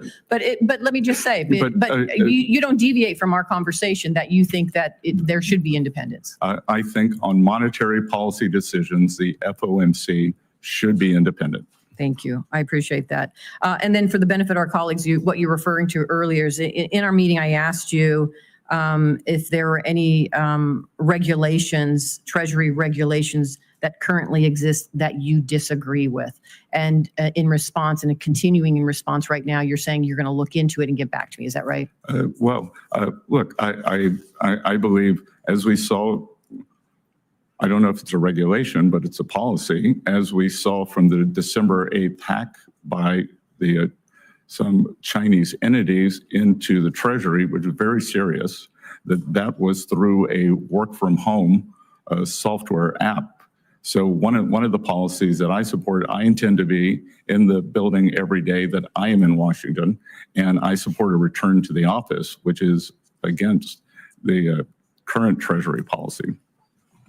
Right, and I appreciate that. If there are any others that you oppose and you can share with me, it doesn't have to be right now, get back to me, I appreciate that. Of course, I'm happy to provide that in writing. All right, thank you. Thank you so much. Thank you, Mr. Chairman. Thank you. Senator Young. Mr. Bessent, good to see you. Congratulations again on your nomination to this important position, and thank you for your willingness to serve our country. I'll tell you what I'm looking for in a Treasury Secretary. I'm looking for someone who has a clear record of professional accomplishment, a distinguished academic record would be a bonus. You have those things. I'm looking for someone who is thoughtful. What I care less about is the performative dimension of the job. I have to tell you, there's a lot of chatter in Washington about that, but I do appreciate your thoughtful answers here this morning. So I'm going to dive in and begin by asking you about a dimension of your role as Treasury Secretary. You will inherit the role of chair on the Committee on Foreign Investment in the United States, also known as CFIUS, that reviews foreign investments in American industries. And very recently, President Biden blocked Nippon Steel's acquisition of U.S. steel on national security grounds. Yet he and the administration provided no clear, substantiated evidence, publicly at least, to justify this decision. For my home state, this abrupt action has instilled a lot of anxiety, particularly in the Gary, Indiana area, where there's nearly $1 billion in investments that were promised. If the Nippon U.S. Steel deal were to reappear before CFIUS, sir, do you commit today to an impartial review, particularly when political pressure was initially permitted to overshadow an honest assessment of national security vulnerabilities? Senator Young, thank you for the question, and I understand the imperative for jobs for your constituents in Indiana. President Trump most recently has also spoken out against the deal, but if the deal is the statute indicates that you are charged with providing impartial reviews. That's all I'm asking. Would you be following that law or not, sir? Impartial reviews, sure. So it is currently in litigation. The review is closed, but if it reappears, that CFIUS will conduct the same review that it always does. Yes, sir. Okay. Well, thank you. We may have an opportunity to work together on that effort. Mr. Bessent, your nomination comes at a time when tariffs are central to our economic debates, particularly on issues like inflation, supply chain resilience, and job creation. Now, I believe that in moderation, tariffs, for a time, strengthen America's negotiating leverage with other nations, and they can strengthen certain national security relevant industries, but overuse of tariffs can inflate costs and provoke trade retaliation. As Hoosier farmers have experienced firsthand over the years, they often bear the impact of these retaliatory measures, leaving already thin margins much more vulnerable. What concrete steps would you take to shield these Indiana producers if major trading partners impose steep duties, and how do you envision the Treasury Department's role in supporting them? Thank you, Senator Young. As I mentioned before, and I may have mentioned it when I was in your office, our family is involved in the farming business, and soybeans and corn, so I'm very sensitive to this and very up to date. The American farmers have been very loyal. 90% of rural voters voted for President Trump, so they should know that their interests are his interests. And when you ask what I would do specifically, I have said recently, the Biden administration kept on all of the Trump tariffs, but what they did not do in the agreement with China was enforce the purchase provisions. So if confirmed, next week, if confirmed, I would begin pushing for the purchase guarantees that were in the China agreement to be enforced, and perhaps they push the Chinese for a catch-up provision over the past 4 years. Just a quick follow-up. In terms of the application of tariffs, a skilled negotiator might sometimes use broad tariffs to gain leverage. And then in other cases, a more sector-specific approach could be effective. So what criteria or perhaps benchmarks would you use to inform your decision to go with across-the-board measures or more surgical tariffs? And do you believe there should be any built-in caps or triggers to prevent an unintended escalation? Senator Young, I haven't been confirmed yet. President Trump isn't in office, but I would imagine that the American people, should think about tariffs in 3 ways under the Trump administration. One will be for remedying unfair trade practices, either by industry or country. The Chinese tariffs, the steel. 2, maybe for a more generalized tariff as a revenue raiser for the federal budget. And 3, President Trump, I think, has added a 3rd use of tariffs, as you said, as a skilled negotiator he believes that we've probably gotten over our skis a bit on sanctions, and that sanctions may be driving countries out of the use of the US dollar. So the tariffs can be used for negotiations, whether it's for Mexico on the fentanyl crisis. I think you and the American people should think about those 3 broad categories. Thank you. We need to move on. And next is Senator Sanders. Senator Sanders, I don't believe you were here when I welcomed everyone to the committee this morning, but as a new member of the committee, I personally welcome you and look forward to working with you. Well, thank you very much, and it's a pleasure to be here. Mr. Bessent, thanks very much for being in the office the other day. Mr. Bessent, the United States today has more income and wealth inequality than has ever existed in the history of our country. You got 3 people on top, Mr. Musk, Mr. Bezos, and Mr. Zuckerberg, who are now worth almost $1 trillion. That is more than half of the bottom of our society, some 170 million people. 3 people, more wealth than the bottom, 170 million. We have more concentration of ownership today than we have ever had. We have more concentration of ownership in the media, where a handful of billionaires like Musk, Bezos, Rupert Murdoch increasingly own the media and the information that the American people receive. We have a corrupt campaign finance system in which a small number of billionaires in both political parties make huge contributions into the presidential and congressional campaigns.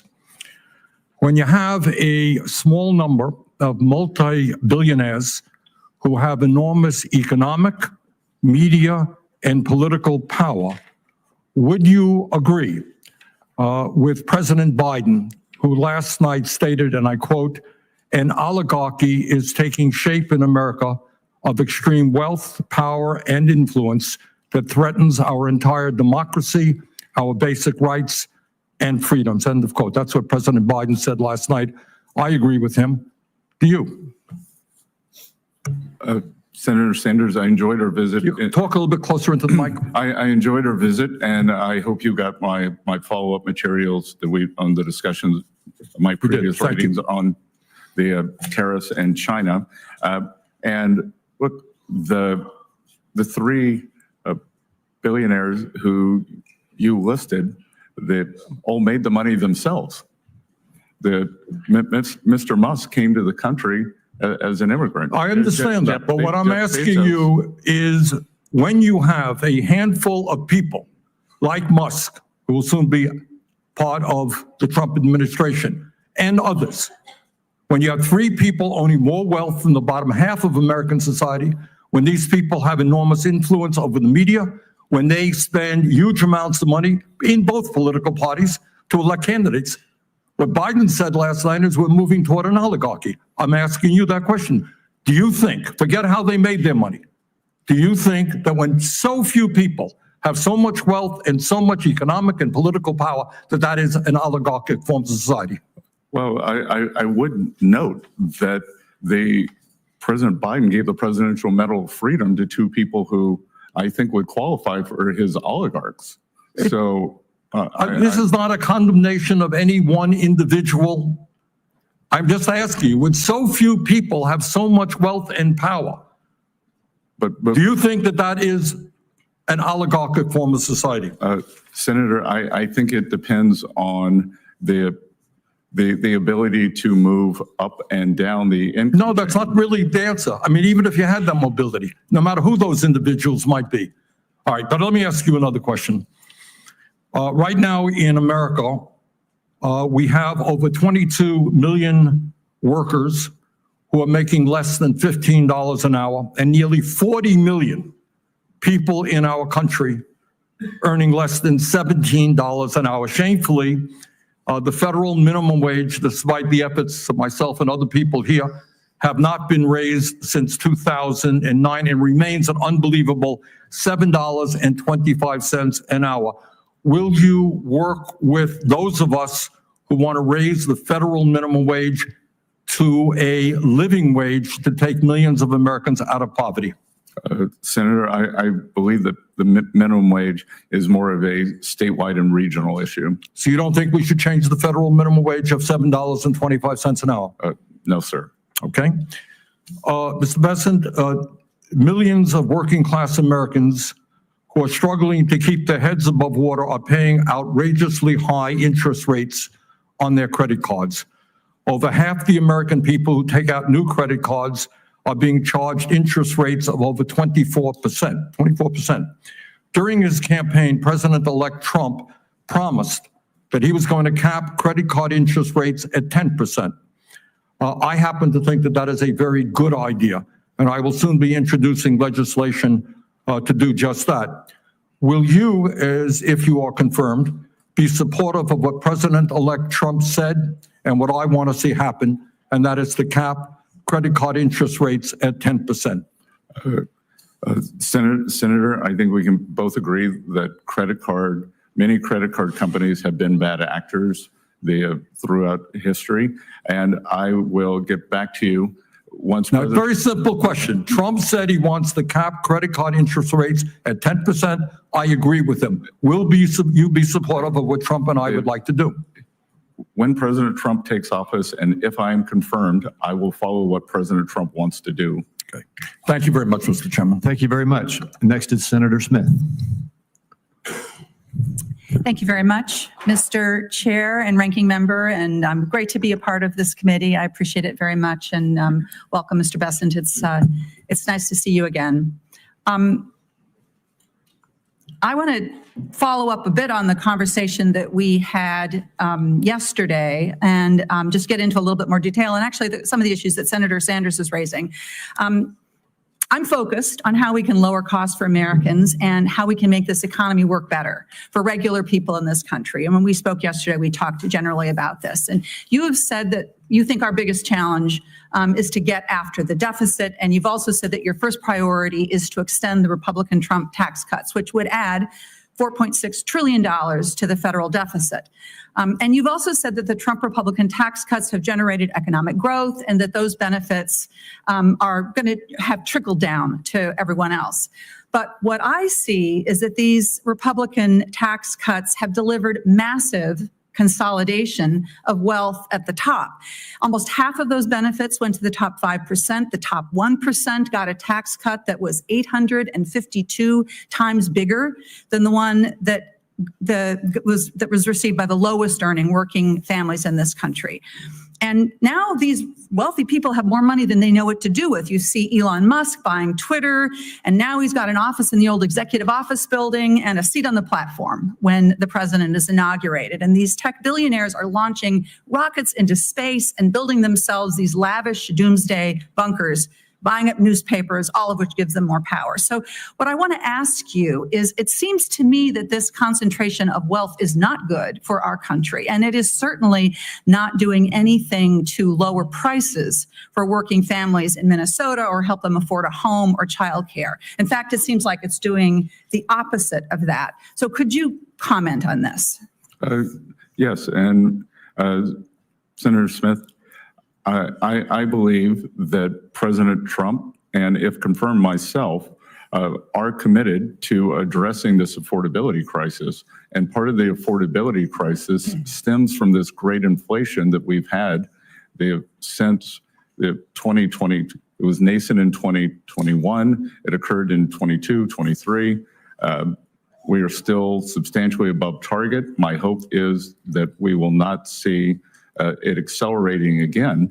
And inflation is one of the great killers for working families. As we talked about in your office, the CPI or PCE, the statistical numbers, may be up about 22% under the previous administration, but the basket of goods and services for working families. So getting inflation down, getting interest rates down, and addressing this affordability crisis. And and as you know, inflation is coming down. And one of the things that I think we saw during the course of the last couple of years was these big consolidated corporations with so much market power jacking up their prices way beyond the amount of money that they would have had to have raised their prices in order to cover their costs. So in my view, this level of corporate consolidation is actually hurting Americans. It is hurting the price. It's costing people more. And that in fact, the Republican Trump tax bill that there's such a move to reinstate or to extend is going to contribute to that problem, not make it better. But let me ask you another question. You've also said that in order to get our fiscal house in order, we need to cut spending, we need to deregulate, and we need to privatize. So I want to just look at what we are seeing with some privatizing in the private sector that is of great concern to me. Let's look at healthcare. We've seen a move by big corporate investors into healthcare and especially hospitals.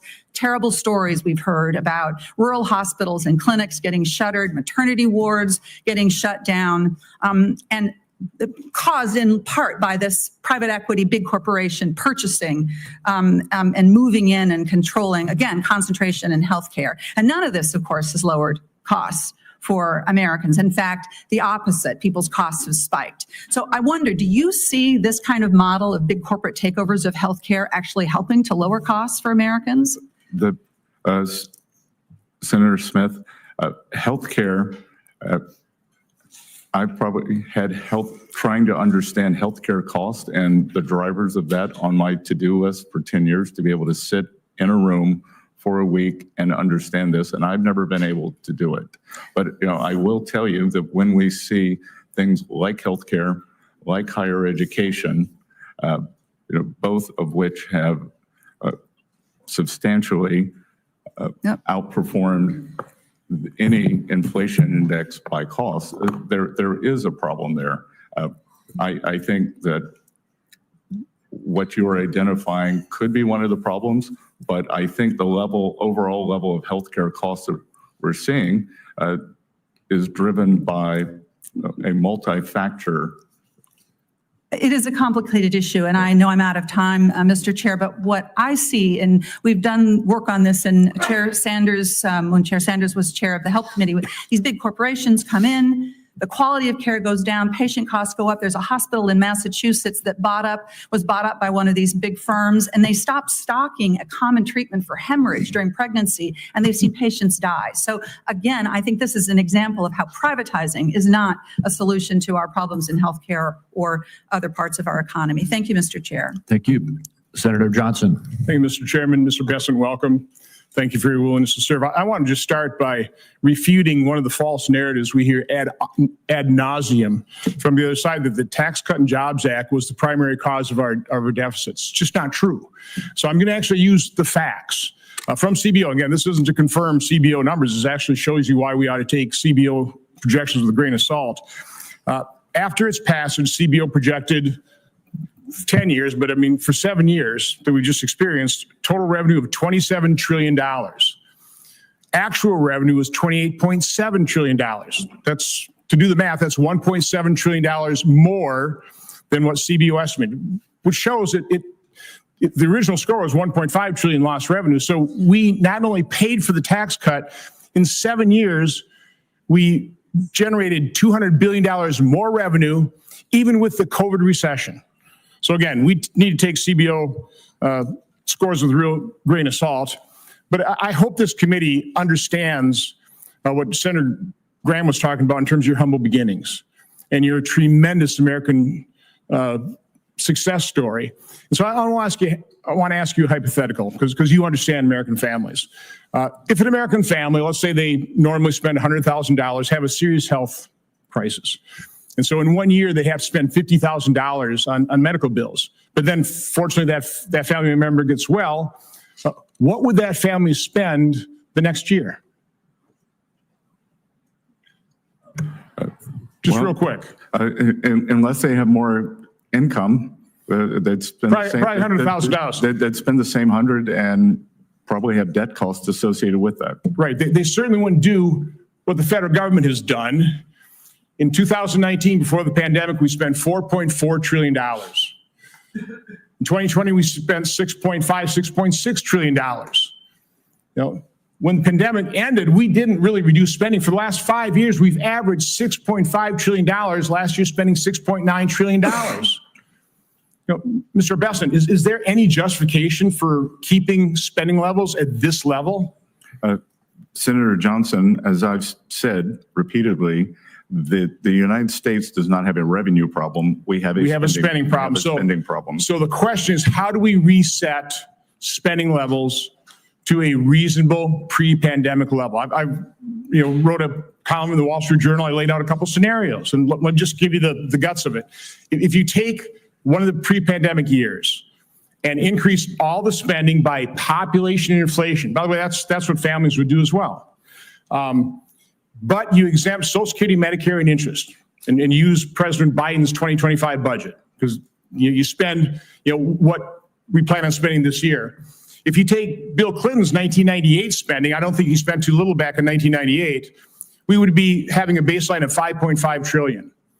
If you took President Obama's 2014 spending levels, it would be $6.2 trillion. The one I like the best, though, is if we use President Trump's 2021 budget, his estimates for spending in 2025, and use, again, just use those numbers, but slot in Social Security, Medicare, and interest as they are. Nobody's touching those.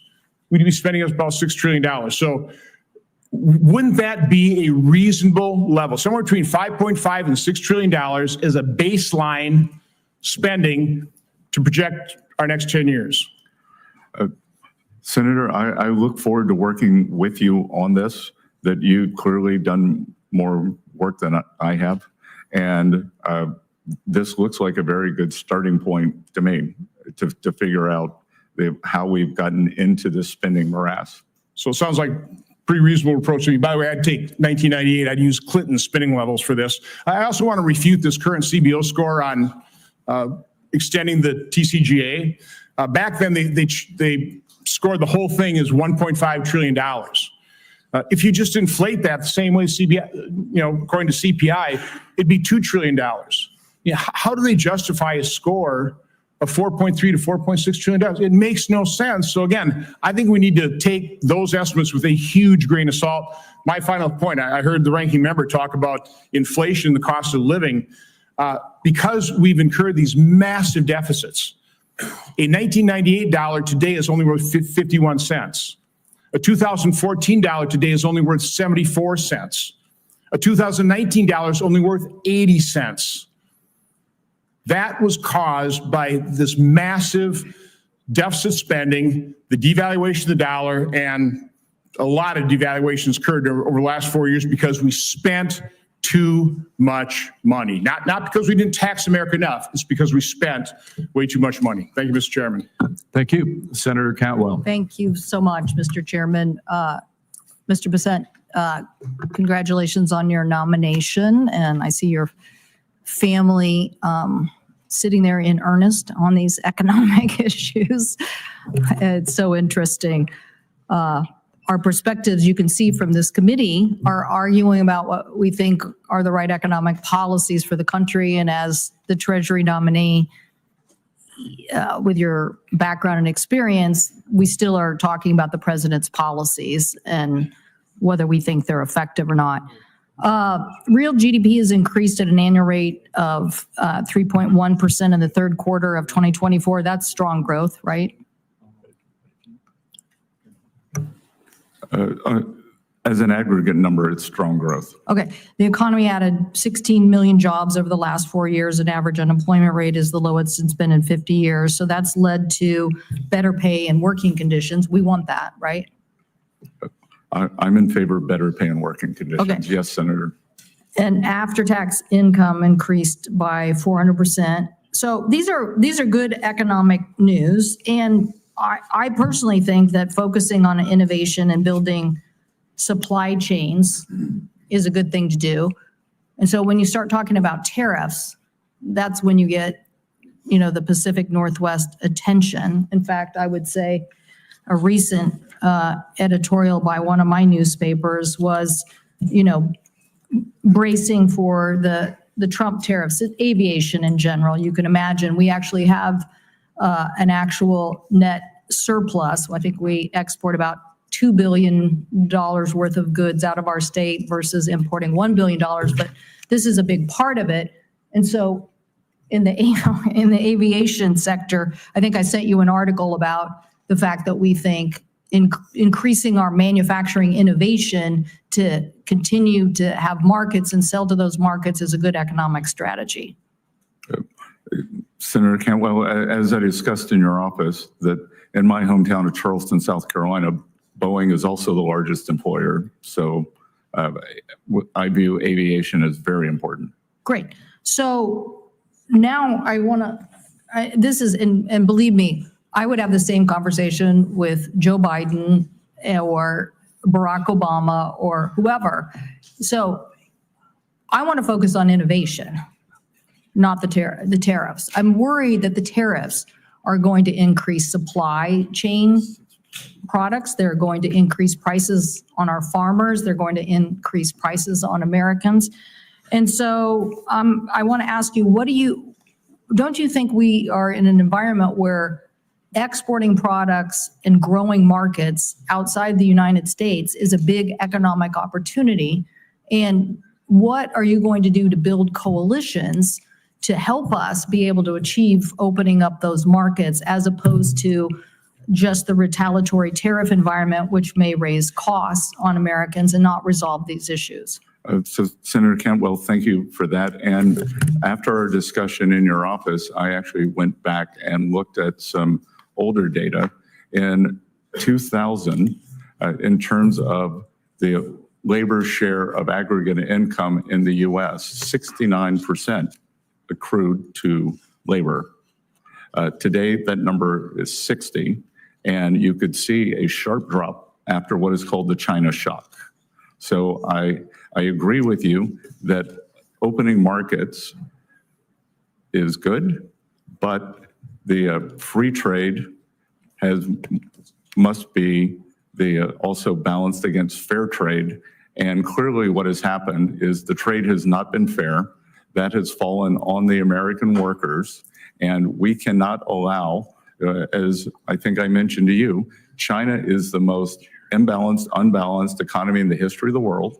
They are in a severe recession/depression. They may have -4% disinflation, and they are attempting to export their way out of that as opposed to doing the much needed internal rebalance. Yep. So, I am with you on the need to open markets, but we cannot allow a player like this to flood our markets or to flood the world. Well, but I'm saying I believe in coalitions. We just discussed a technology NATO. I think you thought that was a good idea. The notion, though, I mean, I can get upset with my colleagues on the other aisle all the time and object, but that doesn't move me forward. And so I hope that you will look at what we're going to do to build allies. I mean, these numbers that basically are talking about just the tariff and what it would do to the price of gasoline given Canada is concerning. And so I want to know that the Trump administration is going to focus as much on innovating our way to success as we are on the tariffs, because I do think we're going to see retaliatory tariffs. We saw them in our state. It hurt us in our agriculture. And what happened is that you lose more farms. I mean, there's a lot of people buying farmland. Goldman Sachs, Bill Gates, there's a lot of people buying farmland. But we're losing farmers in the middle of the trade wars, and that's a concern I have. Thank you, Mr. Chairman. And oh, by the way, thank you so much for mentioning housing. I so appreciate that that was in your statement. I look forward to working with you. I do think that's an area, if the president will push forward, that it is a way for us to lower costs. Thank you. Thank you. Senator Lujan. Thank you, Mr. Chairman. Good to be with you. Mr. Bessent, thank you and your family for being with us today. I very much appreciated the conversation we had in the office. Now, I'm going to touch on several topics, so I'm going to ask you some yes or no questions, and I thank you in advance for your brevity. It may surprise many observing today the immense responsibility that the Secretary of Treasury has in stemming the flow of fentanyl and other substances. Now, yes or no, will you commit to continuing the Biden administration's counter-fentanyl strike force, which brought together the Office of Terrorism and Financial Intelligence and IRS criminal investigation to fight financial crime? Thank you, Senator. I enjoyed our visit. And as I mentioned in your office, this is personal for me, as two families who are close to our family lost children to the fentanyl crisis. So I will commit and know that it is my belief that President Trump is laser focused on this issue. Mr. Bennett, yes or no, will you work with me to ensure that there's more transparency over suspicious activity reports, SARS, at the Financial Crimes Network for Congress? I believe, as you and I discussed, there is a sleeve of Treasury called TFI, Terrorism Finance, that deals with this within FinCEN, and I believe that I believe that we have to have a 2025 approach to, as you and I talked about, digital currencies and all branches of government. So yes. Now, Mr. Bessent, in your role as Treasury Secretary, do you agree that you will play an important role in advising President Trump and congressional Republicans on policy related to the economy, including investment in government programs? Yes, Senator. Now, I was pleased in our meeting that you stated, quote, "No cuts will be needed," unquote, to achieve your economic goals. I think that might surprise a lot of my Republican colleagues, but I very much appreciate that conversation that we had. Now, yes or no, will you recommend cutting Medicaid? I'm sorry. Did you say, I didn't hear whether you said Medicaid or Medicare. Yes or no, will you recommend cutting Medicaid? Medicaid? That I will, it's the business of Congress to do the budget. And I am in favor of empowering states, and I believe that for some states that will be an increase, for some states that will be a decrease. So, Mr. Bessent, will you recommend cutting Medicaid to President Trump? And I'll remind you that you acknowledge that one of your responsibilities as Secretary of the Treasury will be to be providing this advice. I will get back to you on this when I have seen the details of the full budget proposal once President Trump is in office and if confirmed. Will you recommend cuts to broadband following the investments that we've been seeing across the country, making immense progress in connecting more people across the country that were included in the bipartisan infrastructure law? Senator, I am unfamiliar with the exact program. It is my understanding that much of the allocated funding has not been dispersed yet. So I will get back to you on that. Well, Mr. Bessent, a lot of folks back in South Carolina, including some of your farming neighbors, are getting connectivity because of these programs. You may just need to chat with them about the importance of what this program means. As my time expires, it might surprise many here that there's only a couple of us in this body that are members of Head Start, and I imagine we might hear a little bit more of that from my brother in Head Start, Mr. Warnock here. But when we talk about the importance to early education in America, the economic benefit, yes or no, will you recommend cuts to Head Start? Yeah. Again, Senator, I'll have to get back to you on this. I don't understand the intricacies of that program. Of Head Start? Yes, I don't understand the budget ramifications. I don't understand. Do you know what Head Start is? Yep, I believe it's an earlier childhood education program. That's fair, sir. I didn't realize that you have to qualify to get into that program. So the family that I was raised in, we qualified to get into that program. But it opens up doors. I mean, heck, it got a couple of us to the United States Senate. So certainly hope that we might be able to find some agreement in protecting that program. And if someone tries to eliminate that in early childhood education, that we could count on you on behalf of New Mexicans, South Carolinians, and people across America to say, no, we're not going to do that one. Mr. Chairman, thank you for the time today. Appreciate you being here again, sir. Thank you, Senator Barrasso. Thanks so much, Mr. Chairman. Thanks so much for your willingness to serve. Thanks for being here. Enjoyed our discussion quite a bit and talking about the future for the country and the role of the Treasury Secretary in getting our economy back on track. This means lower prices, higher wages, more jobs, and stronger economic growth for America. It also means protecting people in states like Wyoming from crushing regulations and devastating tax hikes. It means getting wasteful spending under control. And I'm greatly encouraged by our meeting that we had.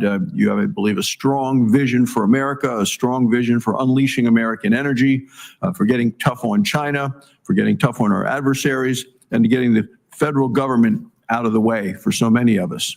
I'd like to talk a bit about energy, and I've just been in the other committee yesterday, Secretary of Energy, earlier today, the Secretary of Interior, lots of energy questions. So I'm glad that we agree a key ingredient in reigniting the economy in this country is to unleash American energy. In my home state of Wyoming, and we're an energy superpower as a nation, and we are America's energy breadbasket in Wyoming. Energy production is the heart of our Wyoming economy and the nation's economy. It supports workers as well as schools, infrastructure, the money that comes from that, the tax revenue. Wyoming is the least populated state, but it is the third largest net energy supplier, producing 12 times more energy than we consume. It's at the forefront of oil, natural gas, coal production, carbon capture technology, hydrogen production, many alternative sources of energy. What's happened is that energy producers in Wyoming and across the country faced a whole of government assault from the Biden administration on American energy production, taxes, crippling regulations. They weaponized the tax code in ways that are just unthinkable to me against conventional American energy production. The things that Joe Biden signed into law just made things worse. But the good news is with you there, with President Trump in the White House, things are about to change. So you've talked extensively about boosting American energy production. What role do you see yourself playing as Treasury Secretary in making sure we become American energy dominant and in terms of energy security as well? Senator Barrasso, I very much enjoyed our meeting and wide-ranging discussion, and my family and I had a fantastic vacation in Wyoming this summer. That in terms of within the potential Trump administration, I'm sure you've heard it from Secretary-designate Wright and Burgum, we refer to as energy dominance. And energy dominance, one of the reasons that I believe we have not been able to apply as muscular sanctions against the Russian Federation, or unwilling, was because the supply of energy was constrained in the U.S. So the same with the terrorist regime in Iran. So I would view that as we can raise U.S. production, we would squeeze down the bad actors, especially Iran. I think I'm right, maybe not in the exact numbers, but in order of magnitude, I believe Iran was down to 100,000 barrels of oil exports when President Trump left office. I believe that they are now exporting in excess, or approximately 1.7 million. So through sanctions policy, I believe that we can, again, as I like to say, make Iran poor again. Not the Iranian people, the Iranian government. And then at the same time, they have our domestic producers push that up with the highest energy standards in the world. Yeah, we're the best, we do it, we're the best stewards of the land, and I agree. And what we've also seen, as you mentioned, with Iran increasing the sales, or selling it to China, China is buying at a discount, so they're getting cheap energy. Iran is getting tanker loads of cash back, essentially, and they're using that money for terrorism. So in terms of our own national security, I have one last question in my time remaining, and this has to do with the Tax Cuts and Jobs Act that we passed in 2017. If that were to expire, we're talking about a massive tax hike of over $4 trillion. What would that kind of a tax hike mean for small businesses, for job creators, as well as our global competitiveness, if all of a sudden we put the heavy wet blanket of a $4 trillion tax increase on our nation? Senator, I think it would be devastating. That is, especially for small businesses. One of the things that, as someone who came from a very small town, lived in New York, with a very big town, and came back to a small town, I believe Wall Street has done great the past few years, and that Main Street has suffered. I think it's Main Street's time. Wall Street can continue to do well, maybe not as well, and it's time to have a Main Street small business-led recovery, led by small banks, regional banks, as I call it, reprivatizing the economy. And as I said earlier, we've seen since November 15th, since President Trump's election, we have seen the biggest jump in the history of the Small Business Confidence Index. Thank you, Mr. Chairman. Thank you, Senator Tillis. Thank you, Mr. Chair. Mr. Bessent, thank you for being here and time in the office, and congratulations to you, your spouse, John, and your children, I think Cole and Caroline. He's doing a great job. I leaned over to Senator Johnson, and when you were being attacked on by one of my colleagues on the other side of the aisle, it says the guy looks like he's got a heart rate of 40. You're very composed, and thank you for staying on the facts and demonstrating all the knowledge you possess. When I wasn't here, someone put into question your viability as a nominee because of a lack of public service, which I find interesting. Sometimes I think we have too much public service in people's background here, not real world business experience. But can you give me an idea of why this nomination may represent your first entry into public service? Yes, Senator Tillis. And again, as an adjacent state and someone who's a homeowner in North Carolina, I appreciated our conversation in your office. Look, I have been in public service, just not in the government.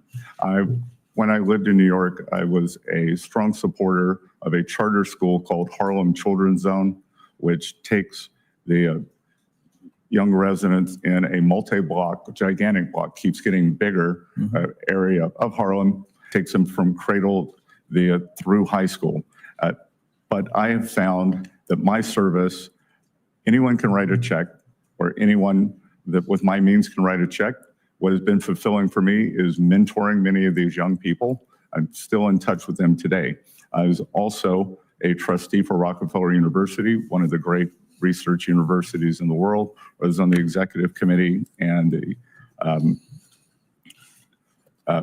chaired the investment committee. But sitting here today is especially meaningful for me because this is my third try at public service. In 1979, when I was 17 years old, I wanted to fight for my country. My father had just experienced extreme financial difficulties. I wanted to attend the U.S. Naval Academy. I was offered by our congressman in the 6th District of South Carolina an appointment, but was unable to take that appointment because of my sexual preference. I managed to go to Yale, worked several jobs to do that. While at Yale, I wanted to do public service and joined the Foreign Service. I was told also not welcome. So sitting here today is my third attempt at public service. And I sit here knowing that President Trump chose me because he believes I'm the best candidate, not because of my sexual preference, not because Treasury secretaries with green eyes do better. And I think it is a tribute to President Trump that he looks at people as people. I agree, and I appreciate that answer. I'm going to go into a lightning round here. First off, this is the Joint Committee on Taxation Distributional Analysis of what happens to the various socioeconomic strata if we don't manage to pass the jobs and tax cut extension without objection. Without objection. Senator Johnson does big phone boards. I do handouts. I'm handing this to all of my Republican colleagues right now saying if we fail to extend the Jobs and Tax Cuts Act, we're going to own a fiscal crisis for people in middle America.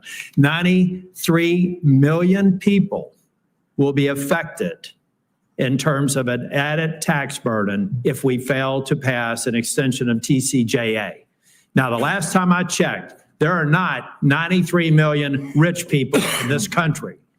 There are people who struggled like you did when you were a kid and like I did when I was a kid, who had to work themselves through college. And every time we had some well-intentioned program from government to make things better for me, it made it harder for me to dig myself out of the economic situation I was born into. So the facts are stubborn things. This tells us what happens if we fail to pass the jobs and tax cuts. And it doesn't even get to the impact that I had. Turns out at that very table, Jelly Roll was here for a finance committee hearing. He lived in the same trailer park that I did 20 years later in South Nashville, Tennessee. And what I found interesting in my own family is we were right on the economic edge. Every time government had some well-intentioned program to tax the rich, I went from a house to a trailer park. And every time government let us do what we wanted to do, we lived in a house. I'm a living example, and I'm sure Ben Ray Lujan, some other people have had those experiences. You got to go back and look historically at when people like me and people like you had real opportunities. I look forward to supporting your nomination. And Mr. Chair, I'm going to support some, I'm going to send some questions for the record, but it's just to reinforce the message that Republicans have to deliver. And anyone who says that we should not is advocating for a $5 trillion tax increase that will hurt the people who are on the economic edge worse than anybody else. Thank you, Mr. Chairman. Thank you. Senator Warnock. Thank you, Chairman Crapo. I'm grateful and honored to be joining this committee. I look forward to working with you and Ranking Member Wyden to ensure our tax code supports working families, to protect Social Security, Medicare, Medicaid, and to promote trade policies that work for Georgia businesses and that boost our economy. Mr. Bessent, good morning and good to see you again. I enjoyed our conversation earlier this week, and in that conversation, you outlined ambitious goals for the federal government and deficit reduction.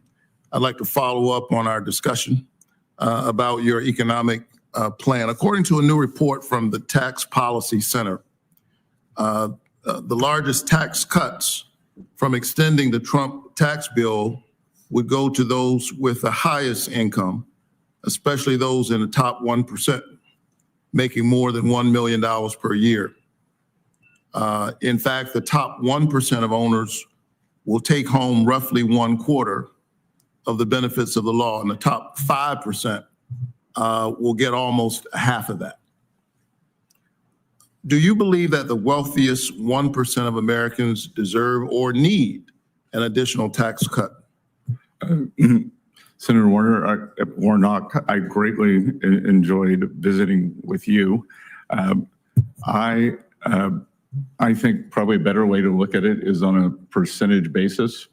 And when I think about the distributional aspects of the Tax Cuts and Job Act, that most of the benefits accrued for the working and middle people as opposed to the upper ends. In absolute dollars, as you just read, that is correct. But I think it's important to look at it in percentage terms. So you believe that the tax cut that provided 1/4 of the benefits of the law to the top 1% and top 5% getting almost 1/2 actually benefited those at the bottom more than it did those at the top? Is that your testimony? I believe that in 2018, 2019, that the households in the bottom 50% of income earners, the wealth increase for those households was three times higher than the wealth increase for the top 10% of Americans. So we should continue to move in that direction and give more tax cuts to those at the highest. You have talked about high deficits as a national defense problem, and I agree with that. I think we need to be fiscally responsible. We need to work to close the deficit and bring the national debt under control. In 2013, Congress extended the Bush tax cuts for everyone except those making more than $400,000 a year. This bipartisan decision saved the Treasury $600 billion, helping to narrow the deficit. Do you agree that ending the tax cuts for those making more than $400,000 would help close the deficit and reduce our national debt? Senator Warnock, I do not. I believe that you would capture an inordinate amount of small business people who largely are in that cohort of 400,000 to a million. So you wouldn't cut it off at 400,000. What about $1 million? That again, I believe these are small business pass-through owners, and I believe that we, as I said before, Wall Street's done great. It is time for Main Street to do well, and small businesses need to drive what I call the reprivatization here away from this government spending. I agree that it's Main Street's time. Spending. I agree that it's Main Street's time. I'm from Atlanta, so I'll say Peachtree and some other locations in my state. What about those making more than 10 million? Would we reduce the deficit by extending those tax cuts for folks making about $10 million? So again, I think it's important that we put in incentives for them to invest. So going back to the 100% depreciation for equipment, that I think that. So, and I don't mean to keep interrupting, but I'm the pastor and we're known to be loquacious of speech, but I'm running out of time here. What about $1 billion? So again, that I think that these are the job creators. So there's no income level for which you would support raising taxes.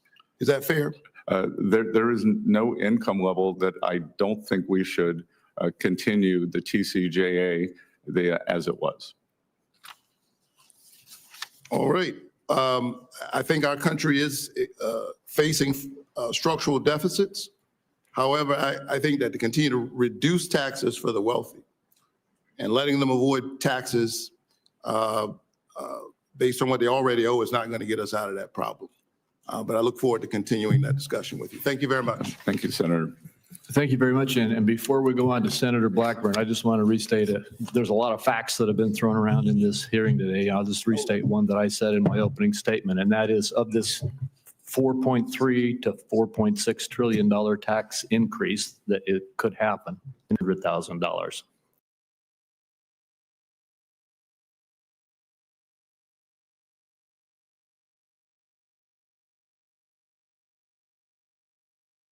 That is simple tax increase. Senator Blackman. Thank you, Mr. Chairman. Thank you for bringing that clarification, because if we do not extend the Tax Cut and Jobs Act, it is that $4 trillion tax hike that people are going to see. And I appreciate your comments about a Main Street small business recovery. That is something that is so vitally important. And as the chairman knows, we have had much discussion over the last few years with the Biden administration over how they determine that $400,000 number. If it is the gross, if it's the adjusted gross, they came up with the term of total positive income, which is everything you make.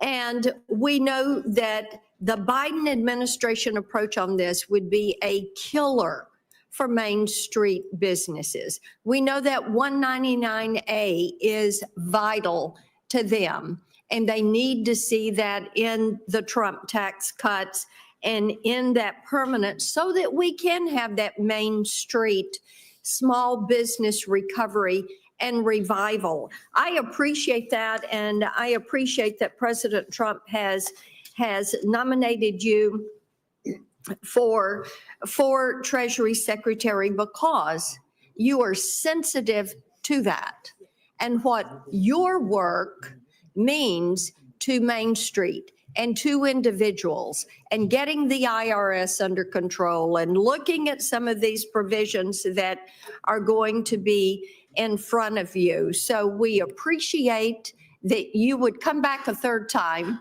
and look at public service, and that John and Caroline and Colin, by the way, they are behaving so beautifully. Whatever they want, they get. Ice cream. Senate orders. We'll be right there to support them. I do want to talk with you for a moment about CBDCs and some of the push that the Biden administration had. They did an executive order for Treasury to research development of a CBDC in the United States. And of course, this causes a lot of us heartburn, because we look at what the CCP did with the digital yuan in connection with the Olympics. So upon confirmation, how would you approach this discussion of CBDCs? And are you for them or against them? Could you end the Biden administration project to create a U.S.-based CBDC? Senator Blackburn, thank you for your remarks. I may have a little trouble disciplining the two behind me, as I'm sure that I will hear that a U.S. Senator has vouched for their behavior. But on CBDCs, I see no reason for the U.S. to have a central bank digital currency. In my mind, a central bank digital currency is for countries who have no other investment alternatives. So if we think about a reserve manager, a high surplus country, whether it's Saudi Arabia, the Singapore, who ends up with, call the Chinese currency whatever you want, the yuan, the RMB. Yeah. If you own that currency, you have to have something to invest in. That there's very little to invest in if you want to hold the currency. You could own Chinese government bonds, which don't yield So very your much. view of that would be a negative view? Well, I view that many of these countries are doing it out of necessity, whereas Yeah. the U.S., if you hold U.S. dollars, you could hold a variety of Absolutely. very secure U.S. Yeah. assets. I appreciate that. I appreciate your comments earlier to Senator Barrasso about the Pillar 2 negotiations. This is something that we would be well served to extract ourselves from this. Currently, the preliminary data that we have, 40%, right at 40% of the total Pillar 2 tax burden is on us. And China, of course, has found a way to exempt themselves from this. So that is in need of a revisit, and I look forward to you doing that and standing with our companies. I want to get, and this I think you can just submit to me in writing, advanced persistent threat, APT, which is China. They were able to override Treasury's security system and remotely access workstations where they reported access to unclassified documents. And of course, this is Chinese Communist Party at work again. And this is, we found this out after finding out from the Treasury Inspector General that 2,800 IRS employees still had TikTok on their government devices. If confirmed, and when confirmed, will you take steps to improve Treasury's security systems? Senator Blackburn, one of the earlier questions was, what policies of the current Treasury Secretary do you disagree with? And as you noted, the December 8th hack into Treasury was via a work from home system. Yeah. So I, as Treasury Secretary, have confirmed, plan to be in the office every day that I'm in Washington, D.C., and I expect all the other employees to do that too. Thank you. And I think it's a matter of national security for everyone to be at 1500 Pennsylvania Avenue. Thank you. Thank That you. is well received. Thank you, Mr. Chairman. Senator Welch. Thank you. Thank you very much, Mr. Chairman. It's delightful to be a new member of the committee. And I look forward to working with you and all our colleagues. Mr. Bessent, thank you so much for your visit yesterday, and welcome to your family. As we discussed, the situation for a lot of Vermonters who work incredibly hard is very tough. Vermont actually has one of the widest, if not the widest, gap between what people can earn and what their expenses are. So it's tough at the end of the month to pay all the bills, the grocery bills, the healthcare bills, all of these things. And we're talking, in a way, abstractly about this tax plan. And the reality for most folks in this country is that for the past 40 years, working Americans have actually had a pay cut, not a pay increase. And my hope is that whatever tax policy we have is going to start with a commitment to making lives better for the Main Street folks that you mentioned, and I'm glad that you did. But there is going to be a lot of negotiation on how to pay for these tax cuts. And one of the things that will be on the block is something that's very, very important to Vermonters, and that's the affordable tax care credits that we have now. So in Vermont, I mean, healthcare is incredibly expensive for everybody. But if we have, just as an example, an electrician in Bennington, Vermont, who's making $67,000 a year, with the tax credits that are set to expire, that family would have a $700 a month increase in their healthcare bill. That's going to hammer them. It's like $9,000.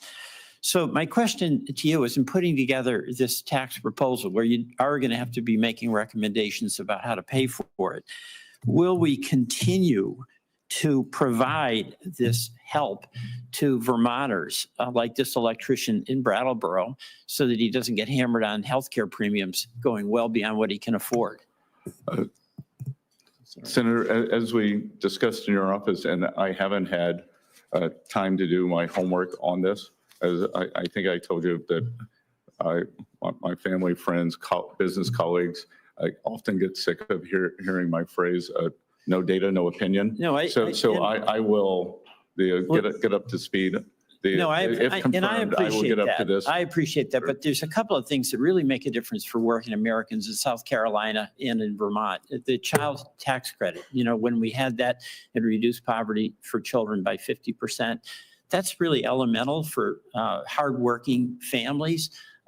In the premium support, where healthcare is just a brutal expense for employers too, by the way. So my hope is that in the design, we're going to start by making certain that we do no harm to working Vermonters and working South Carolinians, okay? Second, on the tariffs, I'm in support of the China tariffs. That is defending us against unfair trade practices by China. I'm concerned about the impact of tariffs on Canada and what that does to us in Vermont. Our major business partner, export partner, is Canada. And from what we have seen, it would raise the cost to businesses, probably cost jobs and cost to consumers. So what reassurance can we get from the Trump administration that there's going to be a do no harm policy to American consumers and Vermont workers and small businesses with the tariff policy? Senator, very, very difficult for me to isolate Vermont, especially. But in terms of working Americans, I believe that President Trump understands that it's working America. He had a very unique coalition. Well, he does. And my hope the policy will reflect that. So I appreciate the opportunity to work with you on that. I look forward to working with you. And look, I think he understands that it's the affordability crisis. It is. And just the last thing, very little time, but we were talking about credit card rates for consumers. Credit card fees for our small businesses are the highest in the whole world, the highest in the whole world. Why can't we bring them down and pay what Europe pays? Our small businesses, it's like the second or third highest expense for them. And you'll have some impact there, but those costs on our small business, including those small, the pass-through businesses, I'd like to get them down and get your help in doing that. I look forward to working with you on this issue if confirmed. Thank you very much. Thank you. Thank you. Senator Marshall. Well, thank you, Chairman Crapo, Ranking Member Wyden. It's great to join the Finance Committee. As I listen around, it seems like to me like so many of us share the same goal, that we want Americans to be prosperous. We want them to be able to live their American dream. We disagree how to get there oftentimes, but we all had this same goal, that we want Americans to be prosperous. Mr. Bessent, welcome, and congratulations on your nomination as well. I think it could be said that rural America in many ways is President Trump's base. Of the 77 million people that voted for President Trump, a lot of them came from rural America. In fact, I think I could argue that 90% of rural Americans voted for President Trump, and no one has suffered more these last 4 years than rural America has. So my questions may be geared up about that as this economy. What can we do to help Main Street, to help small businesses, and to help rural America? Now, everyone knows that you're a financial wizard, that you've been successful on Wall Street, but I just want to understand your commitment to small town America. You're from a small town. I think you understand agriculture from our conversations, and even some background in community banks. How important are community banks to those small towns, and what is your commitment to rural America? Well, Senator Marshall, I think again, may be one of the few Treasury Secretary nominees in recent period who occasionally listens to farm radio on XM on weekends. And I can tell you that after the Silicon Valley debacle, that farm radio was intensely focused on the potential loss of small and community banks. Yes. And they are important pillars for those communities. So I think examining in terms of what is the regulation, what is the supervision, that are they being unduly burdened, and that they are not able to help their communities. What are the supervisor, what is the supervisory edict there? And then again, as I said earlier too, I think that China has not made good on their ag purchases for 4 years. And if confirmed, next week, I would start pushing for them to resume the purchases. And then I would conference with President Trump on whether he believes that there should be a makeup provision. Thank you. I want to stay on rural America and talk about tax credits for a second. 45Z is a tax credit. I'm not sure if you're familiar with it or not, but it would really help rural America in the standpoint that we help take some of our feedstocks, whether it's soybeans or corn, and turn it into biodiesel, renewable diesel. I think it's going to lead to a cleaner air for all of us, but it's certainly very important to rural America, and just would ask that you would look into it. But what we can't do is let China benefit from it. I really think any tax credit we have should not impact foreign entities, and just want to get a few background thoughts on this 45Z tax credit from you. Well, as we discussed in your office, and you gave me a very good overview of how the Chinese backdoor into this program. So that's obviously unacceptable. And I look forward to working on the Trump tax cuts and how important it is to make them permanent. I don't understand what $4.6 trillion is, but I can tell you that families back in Kansas were able to keep about $1,000 a month in their pocket after the Trump tax cuts took effect.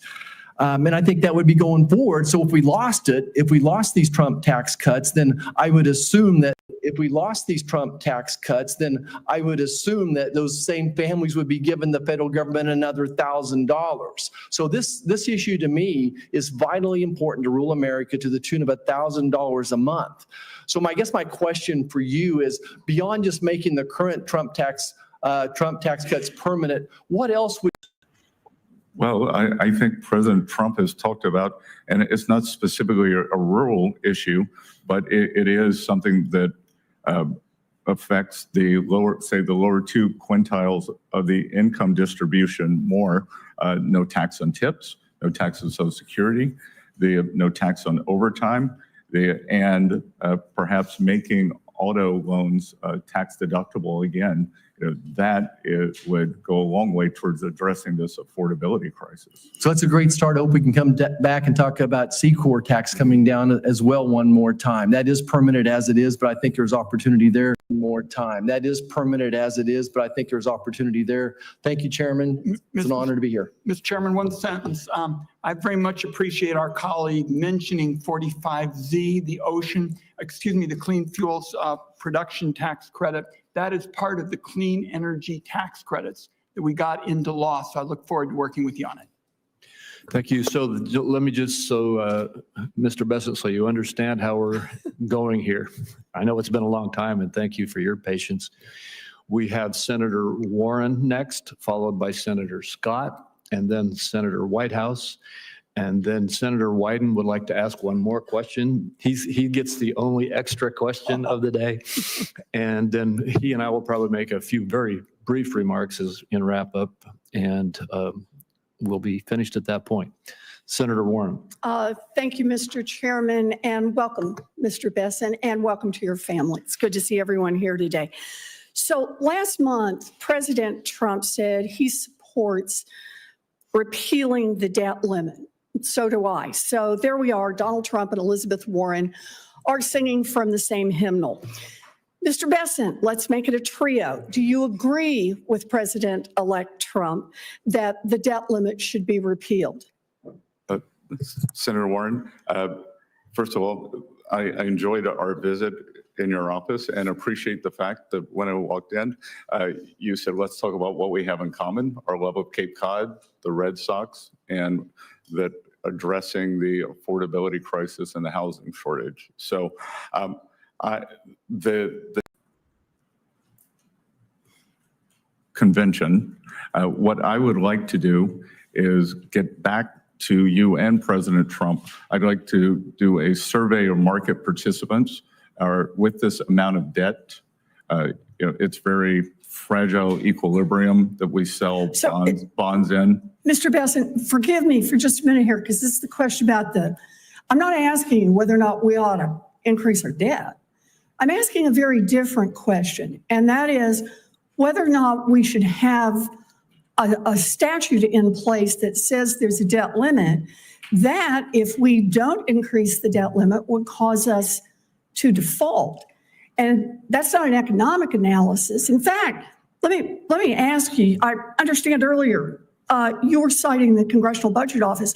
Have you seen the Congressional Budget Office projections of what would happen if the United States government defaulted on its debt? That is, if we hit the debt limit and just kept on going without raising it or eliminating it? Yeah, look, Senator Warren, the United States is not going to default on its debt if I'm confirmed. But I will tell you that for people who don't understand the debt limit, it might be like taking out your handbrake in your car, that you can still hit the brakes, but it's one less feature. But I thought you just said you'd never use it. So you're talking about a handbrake that appears to be there, but in fact is not connected to a braking system. It is literally never used, right? Never been used. I've never pulled a handbrake going 60 miles an hour in my car. And the reason for that, I assume, is the enormous cost of a debt default. In fact, the Congressional Budget Office that I was asking you about a minute ago said that, or Moody's estimated, that a debt limit breach would cost the U.S. economy $12 trillion and cost 6 million people their jobs. I think this is the reason that President-elect Trump said that eliminating the debt limit is, quote, the smartest thing Congress could do. And I'd like for Congress to do the smartest thing, and that is eliminate the debt limit so we don't have this problem. Well, Senator Warren, I will tell you that once President Trump takes office, and if I'm confirmed, if he wants to eliminate the debt limit, I will work with him and you on that. Great, because I agree with President-elect Trump that the debt limit should be repealed. I note, however, right now, that's not what congressional Republicans plan to do. Last month, they committed to raising the debt limit by another $1.5 trillion. So why do Republicans want to raise the debt ceiling? Because their plan is to shovel new tax cuts to billionaires, and that would increase the debt by more than $1 trillion just in the next 4-year period. During his first term, President Trump's only major legislative achievement was his 2017 tax cuts that mostly got sucked up by millionaires, billionaires, and giant corporations. Now, most of these cuts were good for only 8 years so that Republicans who were designing them could claim that the cost was only $2 trillion. 8 years of cuts that added $2 trillion to the debt. Now we're talking about Republicans and President-elect Trump who want to give those same rich people and giant corporations more years of tax cuts. And I just want to be clear that we understand each other here, that I think it was Senator Warnock who asked you about, is there any billionaire rich enough who you wouldn't support a tax cut for going forward? That I think it's unwise to single out any individual. Any individual. Okay, is there any group of billionaires? You can just pick a dollar figure and there can be more than one above that. I could give you a glib answer, but I won't. But again, that's not where the money is. At one point when President Obama was debating Mitt Romney, the moderator said, "But sir, that would make collections go down." And he said, "Yeah, but it's about fairness." And I have to tell you, Senator Warren, I'm about collection. I understand, but I like to think that fairness is about billionaires actually paying their fair share too. Thank you, Mr. Chairman. Thank you, Senator Scott. Thank you, Mr. Chairman. Scott, welcome, or Mr. Bessent, welcome to our committee, and good to see you again, and thank you for your willingness to serve. It is certainly a sacrifice to you and your family, but I think it's actually an investment for the country. We need folks who are willing to sacrifice on behalf of a greater cause. The greater cause in this instance is generations of Americans you will likely never meet, but will be better off because we do the right thing. One of the things I think about as the right thing, I know you grew up in a working class family and I grew up in a single parent household mired in poverty, is having stability in our financial system. One of the places where we need the greatest amount of stability is for our banks. So think about Silicon Valley Bank and other banks that failed recently. As you can imagine, as chairman of the banking committee, I care deeply about the stability and strength of our banking system. From your vantage point, can you provide your assessment of the current safety and soundness of the U.S. banking industry and what steps you believe are necessary to ensure long-term stability? Senator Scott, good to see you. Good to have two South Carolinians in the room. And look, I think the strength of the U.S. Economy, our financial markets, is the depth and breadth of our financial systems. I believe that we have likely seen the top 5 banks become too big a share of banking assets.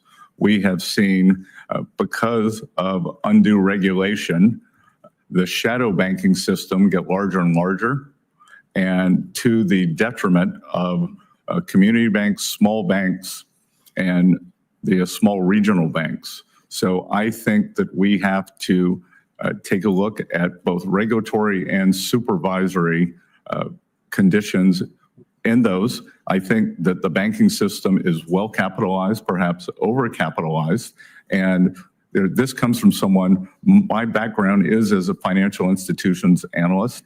I've also taught the history of financial crises, so I am very attuned to the idea that financial stability is important. The pendulum tends to swing from one way, go into overshoot, and that from 99 to 2008, that was an overshoot.